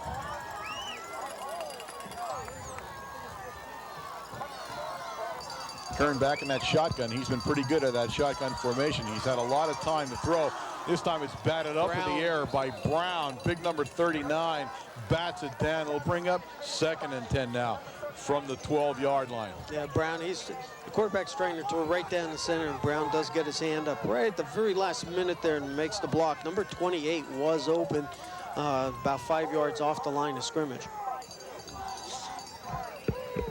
All right, Justice into the line now. 6'1" junior comes into the lineup along with Kern with the play, and Kern will line him up there, and he's going to set himself up in a shotgun formation now. He keeps McCauley next to him. It looks like the wing tee only out of the shotgun, and this time we go to McCauley up the middle, and McCauley down to the 2-yard line. All the way down to the 2. It looks like a 1st and goal from the 2. Depending where they mark it at. It is very, if not, it is. It's 1st and goal. I'm not going to wait for their measurement. And they're going to call for a measurement, but I'm sure he's got it. And the Tigers again threatening as the Red Tornado defense cannot stop, but again aided by some pretty ugly penalties here in the 2nd half of play. Well, you get them down inside their own 30-yard line. They open up the playbook. Of course, we haven't seen many of these plays here in the 1st half. Completely different, and it gets your defense thinking, you know, where are they going to run next? Where are they going to go here? And once you start thinking a little bit, instead of reacting, you know, you're going to open up some holes, and that's exactly what's happening here. All right, it's not a 1st down. I thought it was, but it is not a 1st down. So it's going to bring up a 3rd down and a couple of inches, the way the marking went. So 3rd down and a couple inches, the ball sitting down along the inside the 3, between the 3 and the 2-yard line as Kern will bring him up there. The Red Tornado defense lines up, and he'll set him up in that wing tee, the straight wing tee formation as he gets up to the line of scrimmage. He puts Bleem in motion. He gives it to Bleem, and Bleem may not have made the 1st down. That's not the play I probably would have run. I mean, I'm not the coach, but I don't think he got the 1st down. They might have thought they were pinching into the center a little bit, protecting the center of the line, and he tries to run to the outside. He lost yardage on the play. So it brings up now 4th down, and now it's probably closer to a full yard here as Kern comes in, as he lost a little bit of yardage on that play. 5:42 and counting here in the 3rd quarter as the Tigers bring it up to the line of scrimmage, and Kern will again line him up in that straight wing tee. against the Red Tornadoes. And he's going to keep it himself. He passes in, and it's no good. They have turned him away, Wayne. Yeah, it was third down and less than 6 inches. They turned the Tigers away from the goal line, and that was not the kind of offensive plays I would have called in this football game. He worked his way all the way down the field with some great play calling, misdirection off tackle, and some option plays, and you think he would have ran the same thing. And I can't understand why number one, he ran to the outside on only inches to go, and number two, he tries to pass on the fourth down. I mean, a big defensive stand by the Red Tornadoes now as they take over 1st and 10 from their own 2, and they'll give it to Brown, and he'll take it out to the 8-yard line. Gain of about 6 on a play. It'll bring up 2nd down and 4, but that was a very questionable set of downs for the Tigers down this deep in an Eastern final. That's not what I would have done. No, in that case, that might have shot them in the foot. Yeah, I mean that could be could be a backbreaker for the Tigers, as the Tiger is down on the field now. Timeout at the 5:11 mark. But, oh, my goodness, they'll be questioning that play at Northwestern Lehigh for a long time to come if they lose this football game. Northwestern Lehigh guy is still down on the field down there. He's down there about the 7-yard line. They're trying to get him up. He's number 40, and that's Brandon Reith. And Brandon's a 6'2", 214-pound senior, and he got hurt on that play, so they'll have to get him, if they can, up to his feet and get him off the field as both squads have gone to the sidelines. But he's up, and he looks okay now as, he's kind of walking off now as he'll walk off the field. But 2nd and 4 for the Red Tornadoes, and just an amazing set of consequences there for the Tigers. I mean, I know there's going to be some second guessing going for a long time if they lose this football game or what happened on the 2-yard line. It's 3rd down and less than a yard, and I mean less than 6 inches. Yes. For the first down. In fact, and they get turned away. Tell you the truth, I thought he was going to call for a quarterback sneak. Yeah, I was very surprised about what they did there. As the Red Tornadoes now come out in an I formation, and they'll give it to Letkavich, and he's going to be stopped dead at the line of scrimmage. It's going to bring up 3rd and 4 now. For the Red Tornadoes. Sort of lost. I think he lost 2 yards. That was the best penetration by the defense, Northwestern's defense here. 3rd and 6. You're right, he did. So the Red Tornadoes now at a big 3rd and 6, and what they don't want to do here is have to punt out of their end zone. Right, that's true. We don't want to punt out of the end zone. Now Brown comes out of the lineup, and Lashinsky comes in at that fullback spot here, and we'll see what the Red Tornadoes have in store.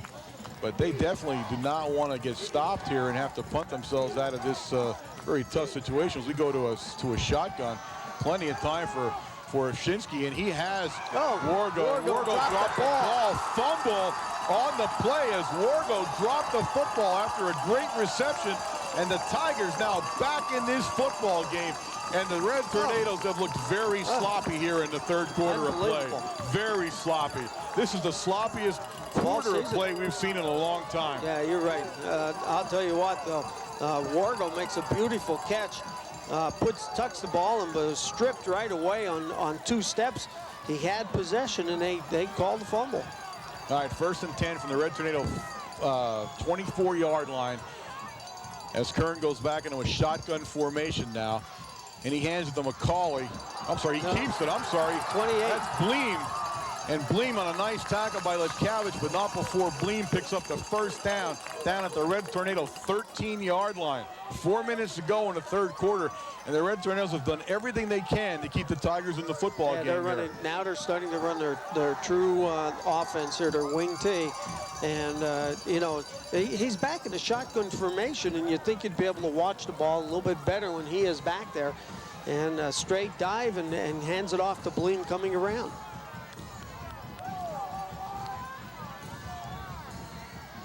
He goes with a shotgun. He's got Bleem in motion now. They didn't cover Bleem initially, but he's under a lot of pressure, and he's trying to get down to Keschel. And that was pressured by Matsura and Buggy. Broke that up. It'll bring up 2nd and 10 now. He was trying to get Keschel along the sideline, but there was no way he was going to make that pass with that kind of pressure. Yeah, he was under big pressure as soon as he got the ball from the center. Ball was snapped back, and you can see those 2 just released automatically. And it's more like a blitz for them when he's back there, and it looks like a pass play.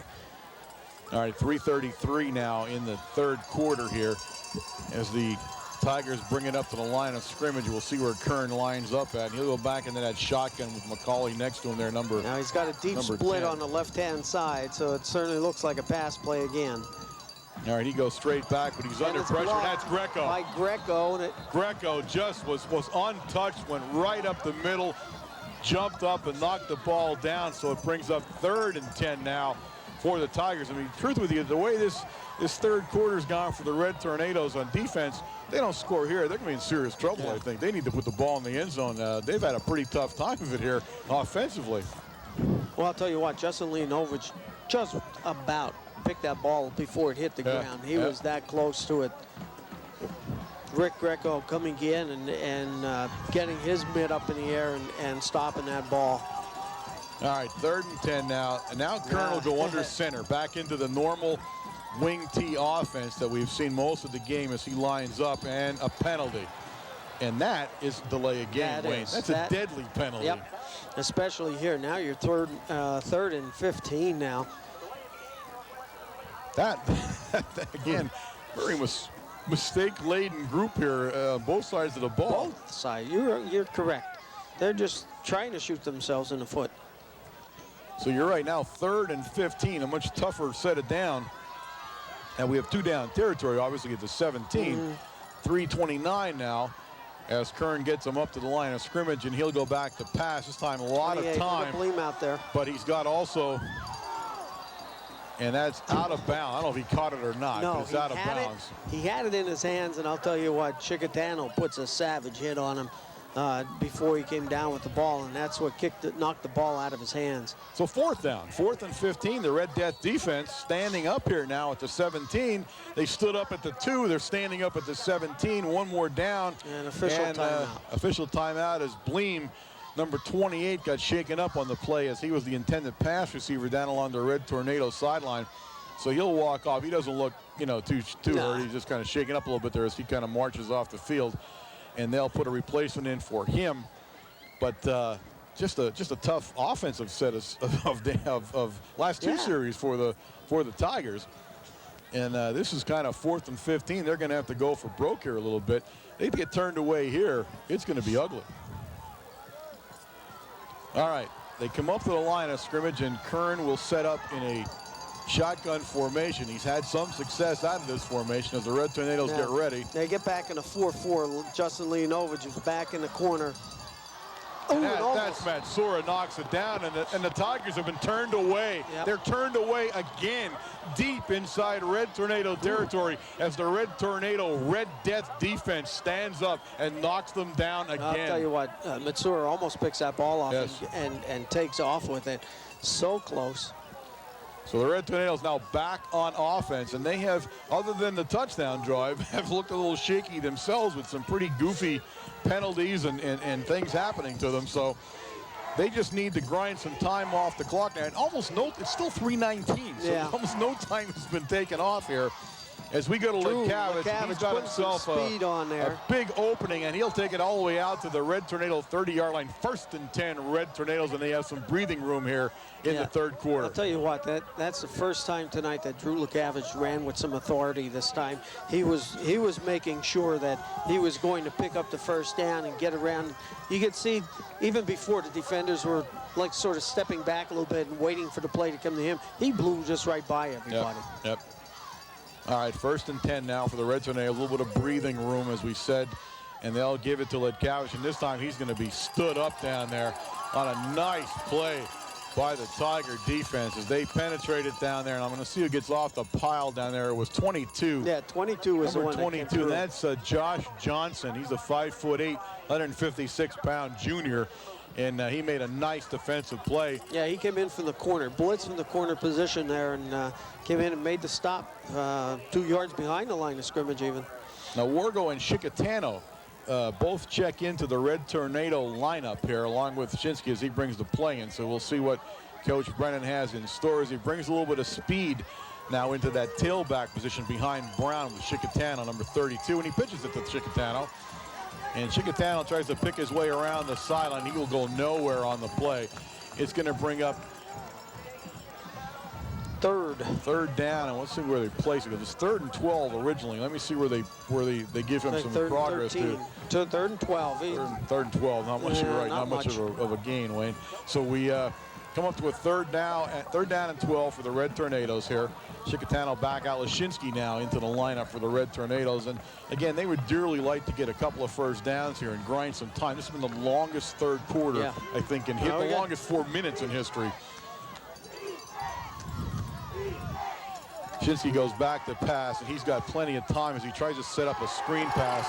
And it goes nowhere down there. And that's number 82 for the Tigers, Chris Lindemuth. Dave did the right thing. We were running a screen to Lashinsky on the left-hand side here. We had all the blockers, but there was a Northwestern Lehigh defender standing next to him, and he just dumps it off to Lashinsky. All right, Chinsky back to kick now. He's got number 13 back there along with number 6, and he kicks it right over number 6's head in a giant kick by a guy with a sprained ankle. And Keshel had to leave it go finally, and Keshel leaves it go, and it ends up all the way down inside the 20 at the Northwestern Lehigh Tiger 19, and that was one monster kick by a guy with a sprained ankle. That was not what Keshel was expecting, as you can tell. He went back along there with Rob Murray. Murray wasn't even close. Keshel, who thought he was far enough back, sailed over his head with no chance of going near it. That was a 65. I think he was standing on about the 15, if not back a little bit further. So from the 15, that was a 65-yard punt. So a big kick by the senior, Dave Shinsky, who pretty much does it all for the Red Tornadoes. And we go back into that Keshel with the ball. As Keshel cuts inside, he gets some nice yardage as he'll take it out to the 32-yard line, 31-yard line. 1st and 10 for the Tigers, and Keshel been the story of the game offensively now for the Tigers. Yeah, some good blocking though by Northwest Lehigh. They in this misdirection type play, they open up a big trap on that left-hand side. All right, there's 37 seconds left here in the 3rd quarter. They'll run another play here unless they pass. 1st and 10 on the 31. And this time, Kern getting a little last-minute instructions, but he lines back up. This is the first time they have trips over on this side. Yes, they do. And he goes right back to pass, and he's got a lot of time, and he finds his receiver down there, and that's number 3, Justice, the junior. And Justice takes it out to the 46-yard line, where again it is 1st and 10 for the Tigers as they begin to move the football here on the Red Tornado defense. 13 seconds to go. They'll wind it up as they get the ball set for the 1st down. And the Tigers come out as they want to try to run one more play here before the 3rd quarter expires. And they do. And we pitch it out there to McCauley. McCauley out there at the fullback, and he'll move it up to a flag on the play. Flag flies on that. That came from way back here. That was I don't know what that's going to be, but it really came out of the far defensive backfield where they threw it. That was while the play was going on. I mean, he was being tackled there. It's the end of the quarter. There's no time left on the clock in the 3rd quarter. Might be a face mask call. Let's see what we call here as he. It's going to be against the Tigers, and it's a holding penalty, actually, or a clipping penalty. It's a clip right there on Chicatano. Hit him right in the back and drove him out of the play. So the quarter will end here with the Tigers having a big penalty marched off against them after they were moving the ball pretty well. And we'll start the 4th quarter with the ball back in Tiger territory as the ball actually was ending up at the Tiger 47 or 48. And now they're going to start the mark off, and here it goes. And they're going to take it back inside the 40-yard line all the way down to the Tiger 38-yard line, where it will be 1st and 10, I think. Yeah. Is it 1st and 10, or are they more? Yes. Yep. 1st and 10, but back at the 38-yard line. Now, there's no time left on the clock, yet they have not signaled the end of the quarter because I'm guessing it can't end on that penalty, which is exactly what it can't do. So we're gonna, with no time on the clock whatsoever in the third quarter, there'll be one more play run here because it can't end on the penalty. So they will center the ball, and he's back in that shotgun formation again. And this time Kern's gonna hang it off the Bleem. Nice play by Buggy. Yeah, he's got it. Buggy got him by the face mask, so he'll be brought down over the 40-yard line at the 43, and this has been one sloppy third quarter of play by both football squads. But that will, I think, will that end the third quarter, or will we run one more play still? Personal foul, face mask against the Red Tornadoes, and this, we haven't seen this happen to them probably all year. That time Buggy was going for the ball, swiping for it because the ball was out there, but unfortunately he caught him by the face mask. You have to, those are the things that you have to be careful of. So we marked this one up, and it's a big one. It's 15. This is 15 yards. This is going to be a big one. This takes it into Red Tornado territory now, down at the Red Tornado 42-yard line. And still, I still tell you, there is zero time on the clock now, and they will run one more play. This will be the third play, running zero time. This is something you don't see very often, folks, and you're seeing it here tonight at Kent Memorial as the Tigers get another play. And this is the killer, another play in this quarter. On the 0-0 clock. So Kern will bring him up now back into a traditional wing tee.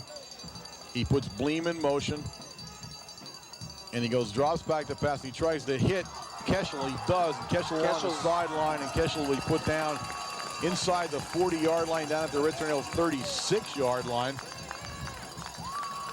where now, finally, the third quarter comes to an end with the Red Tornadoes leading the Northwestern Lehigh Tigers 28-13. And it's been a weird third quarter, Wayne.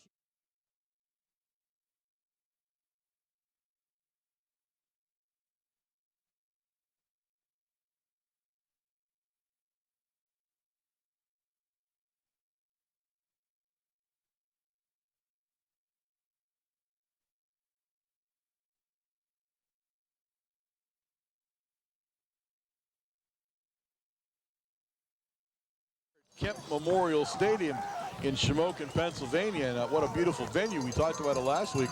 Doesn't get any better than this to play a game in the last couple of days of November on a great field like this and a great stadium. Again, we cannot thank Shamokin Area High School enough for the good deeds they do for us here.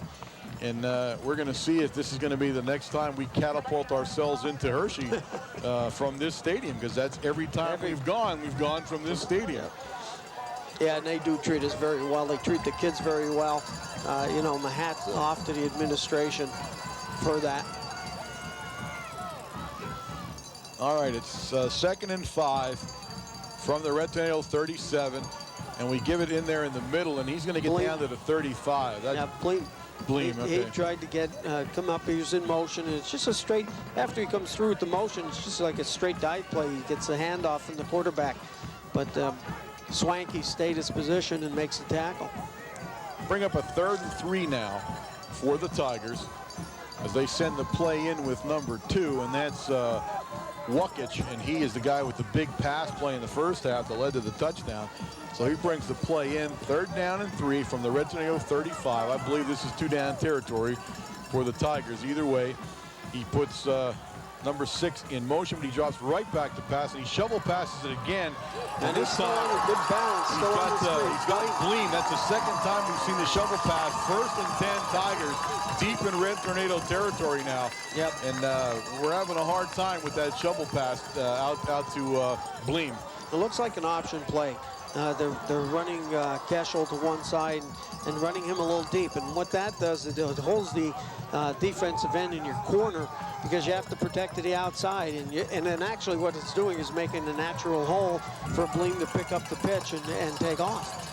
At 1st and 10 on the Red Tornado's 16-yard line now for the Tigers as they're marching here in the 4th quarter. And he gives it to McCauley, and McCauley stopped dead right at the 15-yard line. Again, a 1 on the play. Matsura all over that play. It'll bring up a 2nd down and 9 for the Tigers. And remember, the key to this now is that time is running. 10:37 and counting for the Tigers as they are down 28-13 here in the football game. The Red Death defense has stood up several times in the 3rd quarter to incursions by the Tigers, and we'll see what they can do here today, or at this point in time in the game, as Kern brings them up in that wing tee. He puts Keschel in motion. He's going to look for Keschel down there, and he's in trouble. Oh, and he's knocked down there by Buggy. Greco came after him, but he never saw Buggy coming at him, and Kern gets knocked down by Buggy. I'll tell you what, though, the play was by Greco that time. Greco jumps up in the air, and Kern had to pull the ball down. Pull it back down. When he pulled it down, that's when he turned, and Buggy makes the hit. So it's going to bring up a 3rd down now, and now it's going to be 3rd down and 14 for the Tigers here in the 4th quarter as Kern will bring them up. And this has happened to him several times as they got down deep. Now he goes back into his shotgun formation. He leaves McCauley next to him, the fullback, to help block, and McCauley does do that as he looks downfield. And he was trying to get down there to number 2, and that's Wookish. And Wookish was well covered down there by the Red Tornadoes. It'll bring up 4th down and 14 for the Tigers. And they have just been frustrated as they get deep in the Red Tornado territory this entire football game. Yeah, the defense seems to kick in at least a little bit once we get down close to the red zone. They start to make their move and play a little bit tighter, especially with the defensive backs here. All right, 9:29 remaining in the game. Number 83 just came into the game. That's 83 is Givier, and we've seen him several times tonight. There Goes back to pass on a straight drop back. He finds his guy down there, and it's intercepted by Lekavich. And Lekavich is now on the run as he heads to the Red Tornadoes sideline. He's going to pick up some big yardage, and he's still on his feet, and he's going to go all the way. There you have it, ladies. No, flag. Yep. They tripped the guy right as he goes in the end zone. They tripped the guy right at the Red Tornadoes sideline, about the 40-yard line. Can't argue that one. Everybody pretty much saw that one happen. And he is down on the field. And it basically just got his foot as he was going. That's all it was. But they're going to bring it back. But they are not going to get the ball back as the Red Tornadoes have intercepted the football and turned the Tigers away for the 4th time in a row now, down inside the 15-yard line or 16-yard line. It is Red Tornado football. It'll be 1st and 10. We'll see where they finally mark the penalty off. They're talking to the Tigers down there now. But either way, it's a tough break for the Tigers. The Red Tornadoes will take it over, and again, as I have told you, the Tigers are watching the clock now. Yeah. There's 9:09 on the scoreboard here in the 4th quarter, and they need to be very careful now about time, as certainly they are down by 15 points here. So they're going to mark it off, and I mean, there's no argument there. Obviously, they tripped the guy. It wasn't even intentional. It was a trip, but I mean, it was what it was. But they brought him down. He's still, unfortunately, he's still on the sideline over there. And I didn't think it was much of a hit, you know, when I looked at it. But yeah, I think he got caught. He sort of got caught from behind, right behind the kneecap. And of course, that's what you try to prevent. That's what you don't want. He's up finally, and that's good news. That's big number 55 for the Tigers. Kurt Schillinger, 5'10", 224-pound junior. Here's another group, a lot of juniors in it, not a lot of seniors, and he'll walk off the field. And truly, you know, there he was not a vicious hit by any way, shape, or form. He just caught him as he was moving. He was running at full speed, trying to catch Lekavich, so he'll march off. The ball sitting at the Red Tornado 47-yard line. 9:09 remaining here in the football game. 9 minutes and 9 seconds to Hershey, Pennsylvania, and the state championship game. We'll see how this thing unfolds, but the Tigers have got to become frustrated, Wayne, with what's happened to them on offense here. With the many breaks they've had, they haven't been able to capitalize. A wide split here. We got Nate Morgan out, number 28, in the slot position. We go to Brown. Brown is just going to pound his way up the middle. He'll take it up to the 49, a gain of 2 on the play. They'll bring up 2nd down and 8 for the Red Tornadoes. And more importantly, time continues to pound off that clock for the Tigers. Now, the Tigers have sort of shut that play down a little bit, running to the left side for the Tornadoes. All right, Dara comes into the lineup. He brings the play in to Shinsky from Coach Brennan. Coach Brennan talking to the ump on the sideline there, and I'm sure he's asking him how his Thanksgiving went. And Shinsky brings him up into a split backfield, and this time again Brown. This time Brown is through. Who's through. Keshel's going to have to bring him down, and Keshel's thinking, oh my God, why do I have to bring this guy down? Did you see Keshel's head go back three times? Yes. Like, get away from me. Keshel had to be worried as Brown broke through and carries Keshel down. And the ball's going to be placed in Tiger territory now inside the 20-yard line at the Tigers 17. You talk about a slap in the face right here. I'm talking about them holding that play with Brown, and now all of a sudden, did you see who led through that? The one that led through that hole was Matsura. Yeah, he was the lead blocker that time. Absolutely. So a big play by the Red Tornadoes here as we are about to go under 8 minutes to play. As they line up 1st and 10, and again in a split backfield, and this time Matsura, and Matsura will pick and choose his way over the 15-yard line down to this 14. Let's call it a 3-yard gain. They'll call 2nd and 7 for the Tornadoes. And take a look. We're going back into a split backfield now between Brown and Matsura. And Brown is either going straight or to the right, and Matsura is doing just the opposite. And that time we had Brown going to the right. The off guard is a fake dive, misdirection, and all of a sudden you got Matsura carrying to the left. Tiger faithful exhorting the defense here to stand up. They need to stop the Red Tornadoes if they're going to have any chance in this game. This time we have Ledkavich on the carry, and Ledkavich is going to take it down to about the 10, it looks like. Yeah. He's going to be short of the first down by 3 yards. It's going to bring up 3rd down and 3 for the Red Tornadoes right at the 10-yard line. Unfortunately, that time, Drew Ledkavich was not even touched by anybody. Brown had a guy down on his back. He hit him that hard on the lead block, and Drew tripped over Brownie's legs as he was going through the hole. All right, now we go into a powerhouse backfield with 3 yards to go here. And we go to Matsura, and Matsura is going to be close, very close, as he takes the ball back. 1st down. He's got the 1st down. 1st and goal from the 5-yard line for the Red Tornadoes. 6:27 remaining in the ball game. The Red Tornadoes threatening to put this football game away once and for all. Yeah, we got flags here. We got unsportsmanlike conduct going on the other direction. Well, that'll have it down to about the 2.5-yard line. When if you're going to get an unsportsmanlike penalty, that's the place to get it. It's only half the distance. So they'll mark that off down just and you're inside the 3. It's at the 2.5. That's the place, yeah, 2.5-yard line. So the Red Tornadoes will take it 1st and goal from the 2.5-yard line here in this football game.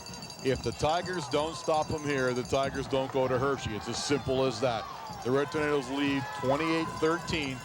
They go into that full house backfield to the left, but they go right up the middle with Brown. And Brown takes it in from 2.5 yards out. The Red Tornadoes score at the 6:05 mark of the 4th quarter. The Red Tornadoes now lead the Tigers of Northwestern Lehigh 34-13. Kufta coming on for the extra point attempt, and Wayne, that is the end of this football game. Yeah, you're right. I just can't believe that their coach made a couple calls like he did down when they were down on the 1-yard line, 3rd down, you know, and I think that was the killer. That's what really hurt them. Kufta puts it up and he gets it over, and it's good. He's perfect on the evening. So the Red Tornadoes now out to a 35-13 lead over the Tigers. And this, ladies and gentlemen, translates into Hershey, Pennsylvania for the Red Tornadoes as they will attempt to clinch their 5th state title here since the state title game has come into existence. And it's been a hard-fought game by the Tigers. Some interesting moments for the Tigers offensively. I will still always question the half-yard call down, down along the 3-yard line. They're going to be talking about that for some time to come up in the Lehigh Valley there. And again, it's easy to second guess. It's easy to see what happened, but certainly not what I would have done the way they marched the ball down. Yeah, they marched the ball down, and certainly the 2 plays that he did call, they weren't the plays that were working for him at the time. Right. But the Tornadoes come back. They offensively, we had seen this like from the second quarter. They were moving the ball. They were starting to control the line of scrimmage. Straight dive play, some great blocking with Swank. Rick Greco on the left guard. Joe Daukus on the other guard. Marshall Morarki and John Skinner have just done an outstanding job of moving that defensive line. Kickoff down to Hunsinger, and Hunsinger is going to be brought down hard down there, and that's Metzor.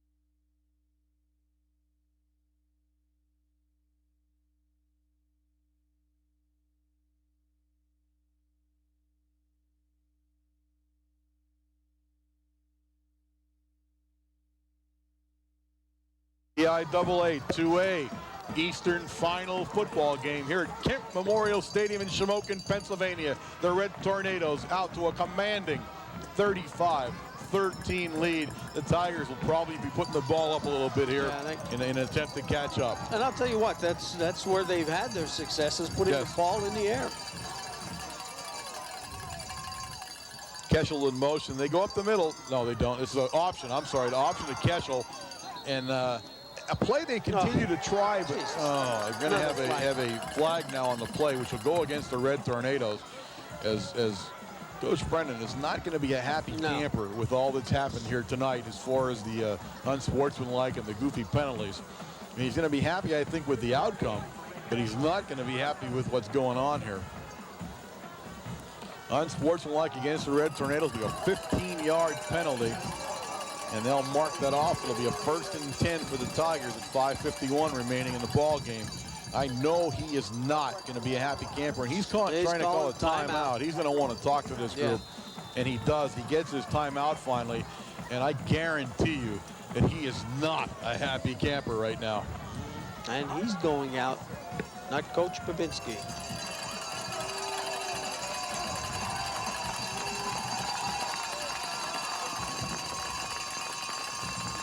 I'll tell you what, though, looking at the replay on that, that was questionable. Was it? Oh, definitely. I didn't see the thing myself. All right. Both teams with a timeout here. Remind everybody that Supper Club will be tomorrow night at Matucci's, the final Supper Club of the year for the Red Tornadoes. This is the one you want to be at. This is the one that's the best one of the group when we head out and talk to these guys before they go to Hershey. That'll occur on Thursday night, 6:30 in the back room at Matucci's. You don't want to miss this. I mean, we've had such a great time all year. You don't have to be there even once. You just got to be there one time, and that could be this time.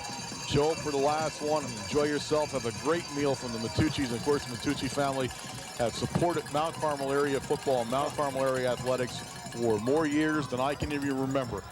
And I want to take a chance here to say thank you to them and the way they treat us, of course, and the way they treat this team. It's just unbelievable.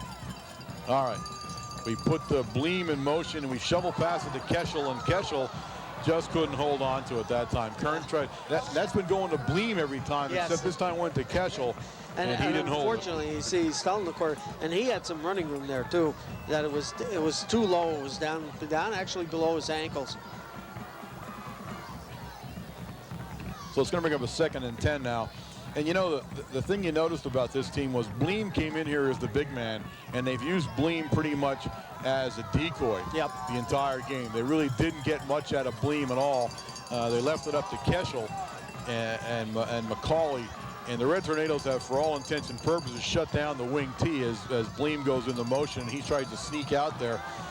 And he'll get it out there to number 3. It's not enough for the first down, but he gets it out there to Justice for the Tigers. That keeps the clock going, though. He catches the ball. It's, what, third and two? Third and two, yes. one. Well, let's call it 2. It's 3rd and 2 when he plays but but the clock is still running. He was hoping to pick up the first down and kill the clock so they could move the chains there a little bit.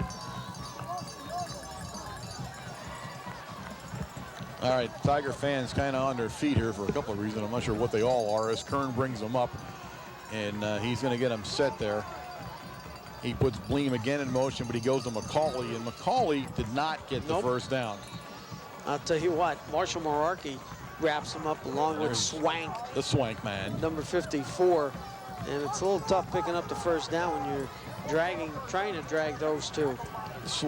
They give it to him. I'll be truthful with you. That, I got to tell you, that was a strange ball placement. Wow. He did not get the first down, folks.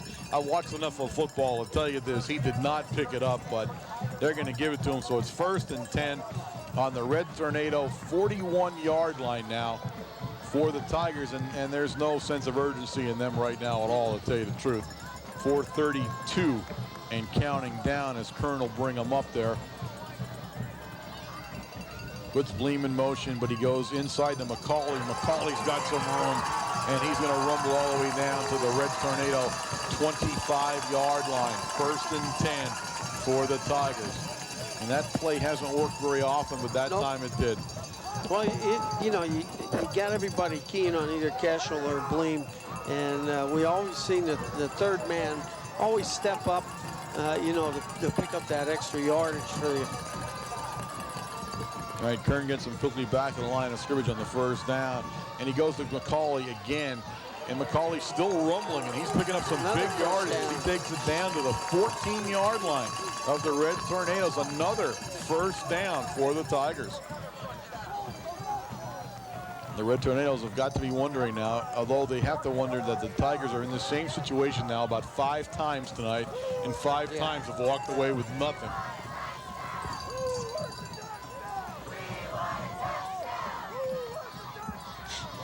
Again, they're coming over in trips to the left-hand side. He's into a shotgun. Kern will take it. He's got McCauley helping him back there. A lot of pressure now, and he sends it into the end zone to Keschel. Keschel didn't hold on to it. Keschel had it in the corner of the end zone and just couldn't hold on to the ball. And it was in his hands, too, unfortunately. He was close. Yeah. A pressure from the right side. Greco jumped up in the air just at the last minute.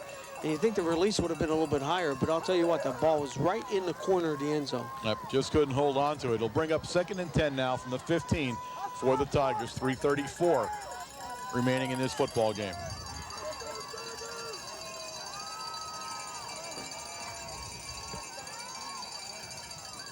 We hand it inside, or he keeps it. I'm sorry, he faked it inside. It looks for Keschel. And Keschel's having a heck of a time holding on to the football right now, as he was wide open and would have scored had he been able to hold it. And he's down there pounding the turf, as he knows as well as we do. So Keschel will take that long walk back to the huddle. Have to explain to Kern how he didn't catch it. Why he didn't? Boy, he was wide. That was the touchdown, the 2nd touchdown into the end zone. So he's beside himself, and he's played a whale of a football game. Yes, he did. That kid stepped up and I think did a little bit more than coach expected. And he's 5'3". I got to remind you, he's 5'3". In a team full of 300-pound giants, he's 5'3". 3rd and 10 now for Kern. He puts Keschel in motion. Back to pass. And he's going to try it one more time. And this time he sends it over everybody's head in the end zone. He was trying to hit down there number 3, Ryan Justice, and couldn't get it to Justice. So it'll bring up 4th down, and the Tigers have become well acquainted with this 4th down. They hit the 15-yard line. It's like hitting the wall. They just can't get past the 15.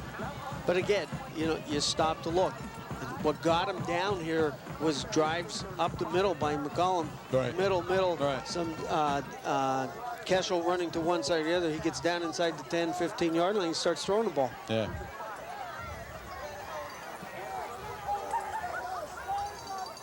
All right, Kern back in the shotgun for one last attempt here as he throws it down, and this time Leonovich. Nice play by Leonovich. He was trying to get down to Wukic, the 5'9", 154-pound senior, and it's broken up by Leonovich. And how many times have I said this tonight? The Tigers turned the ball over on downs at the 15-yard line, and that, ladies and gentlemen, for all intents and purposes, is this football game. They will not win this football game tonight. They've had a great season. Their fans, great fans in front of us here. They are cheering them as they come off the field, and that's a great thing to see as they have stood by them this entire football game and given them one last hand. The Red Tornadoes will line up. All their thoughts are now is wind this clock out and go to Hershey. As they get ready, Shinsky brings them up. They're in an I formation.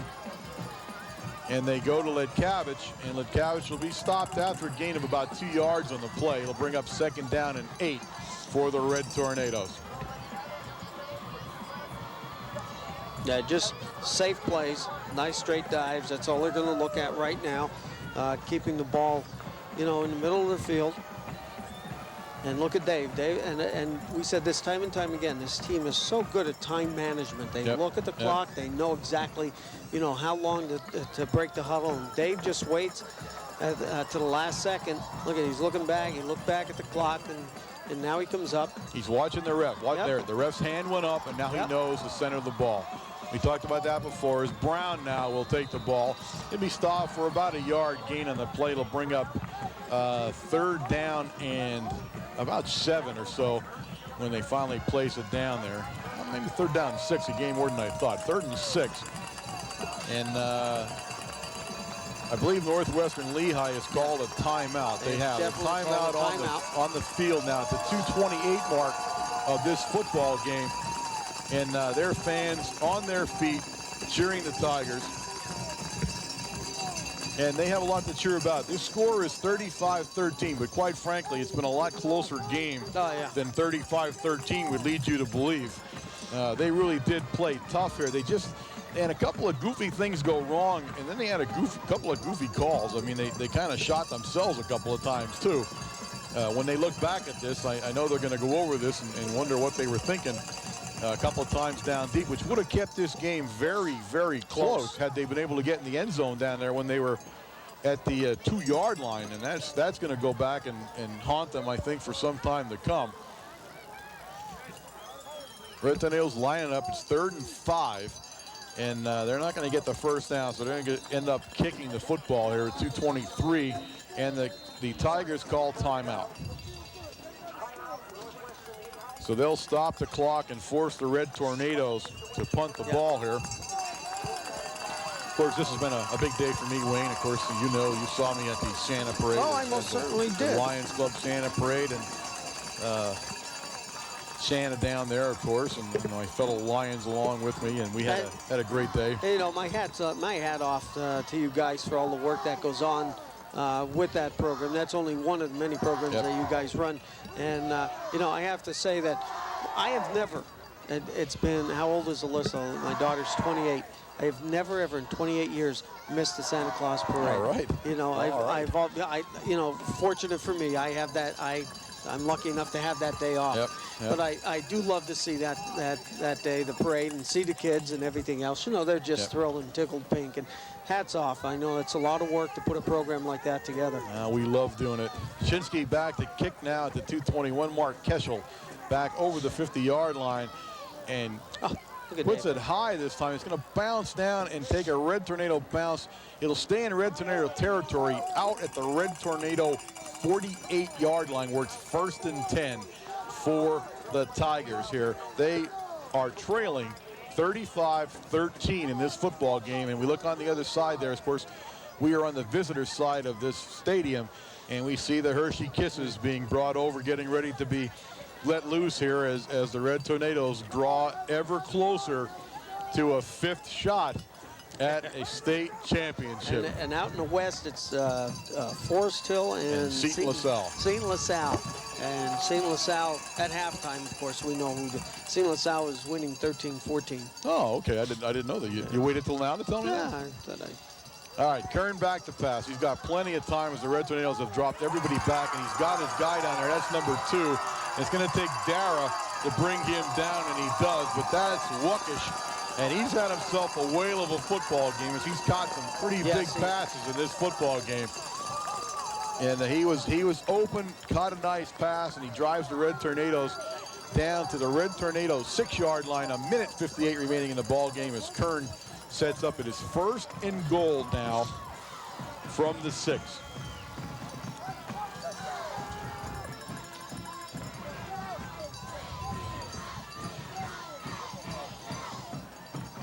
Shotgun for Kern, and he looks downfield, and he's trying to hit the big guy down there, and he does. Touchdown, number 28 for the Tigers, and that's Austin Bleem. He's a senior. It's his final game in a Northwestern Lehigh uniform, and he's going to walk away with a touchdown, and that's a good thing for him. He's had a great year, a great career at Northwestern Lehigh, and he will leave on a high note at least with a touchdown. The score now 35-19 as the Tigers attempt the extra point, and that's Jordan Grube in to attempt the extra point. Number 1 down there is Oxley. He's the holder. And Grube will get ready to set it up, and he does. And we'll see if he got it because he was close, and he didn't. He did not get the extra point. So the score remains the Red Tornadoes of Mount Carmel area, 35. The Tigers of Northwestern Lehigh, 19. Minute 40 remaining to Hershey, Pennsylvania for the Red Tornadoes. Another even year. It's great to see. That's the way it works. That's the way it works. And I think it's because we sort of like coming down here to Shamokin. It's nice and close. And definitely a springboard. I'll have to say that for it. You're right. You love coming down to this stadium. You love coming down to the people here at Shamokin area. I mean, again, I cannot say enough about those people. It is just a great moment for us to be here. Great field conditions, too. Great field, my goodness. I'll tell you what, it's very soft. It looks a little brown. Don't forget, it's, the end of November now. But I'll tell you what, there's no frozen spots on it at all as we walked across it, and it's very, very soft. Yeah, it was actually a very good field. Yeah. I mean, I'm very surprised by it as they get ready to kick off here to the Red Tornadoes. And the Red Tornadoes are assuming this is going to be a onside kick. And it is. It's touched, but I don't know if it went 10 yards or not. Let's see what they do. They give it to them. I didn't think it went 10 yards. I think he touched it with the 10-yard mark. Yeah. If it doesn't go 10 yards and they recover it, well, too bad. All right, minute 37. The Tigers recovered the onside kick and still have life in them. Yep. First and 10, Tigers. The ball at their own 47-yard line. What did I tell you at the beginning of the game when they come out of the huddle like that? Yeah, you never know. Yeah, you never know. Watch the onside kick. All right, Kern in that shotgun formation. A lot of time, and this time it's intercepted by Matsura. And he'll just sit down at the 45-yard line. He's thinking to himself, I'm not getting nailed by anybody at this point. So he sits down on the ground at the 45. That's off to Matsura. And the game is over, ladies and gentlemen. With a minute 28 remaining, the Red Tornadoes will run the timeout, and a nice play by Matsura. Yeah, he just stepped right in there for that interception. Again, as we had stated at halftime with the halftime stats, Matsura needed 6. He had 6 tackles. He needed 4 to go ahead, and he needed 5 receptions also to go ahead on offense. Red Tornadoes right up the middle with the ball, and they're not going to do anything else but run the clock out here.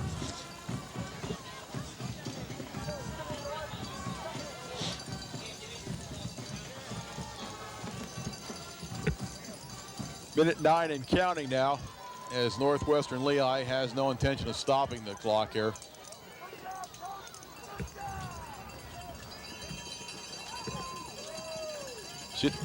Hey, thank you. Take care. Good game, guys. Northwestern Lehigh coaches leaving the booth here to get down with their team to be there at the end of this football game. up the middle again with Brown this time. It's going to bring up 3rd down.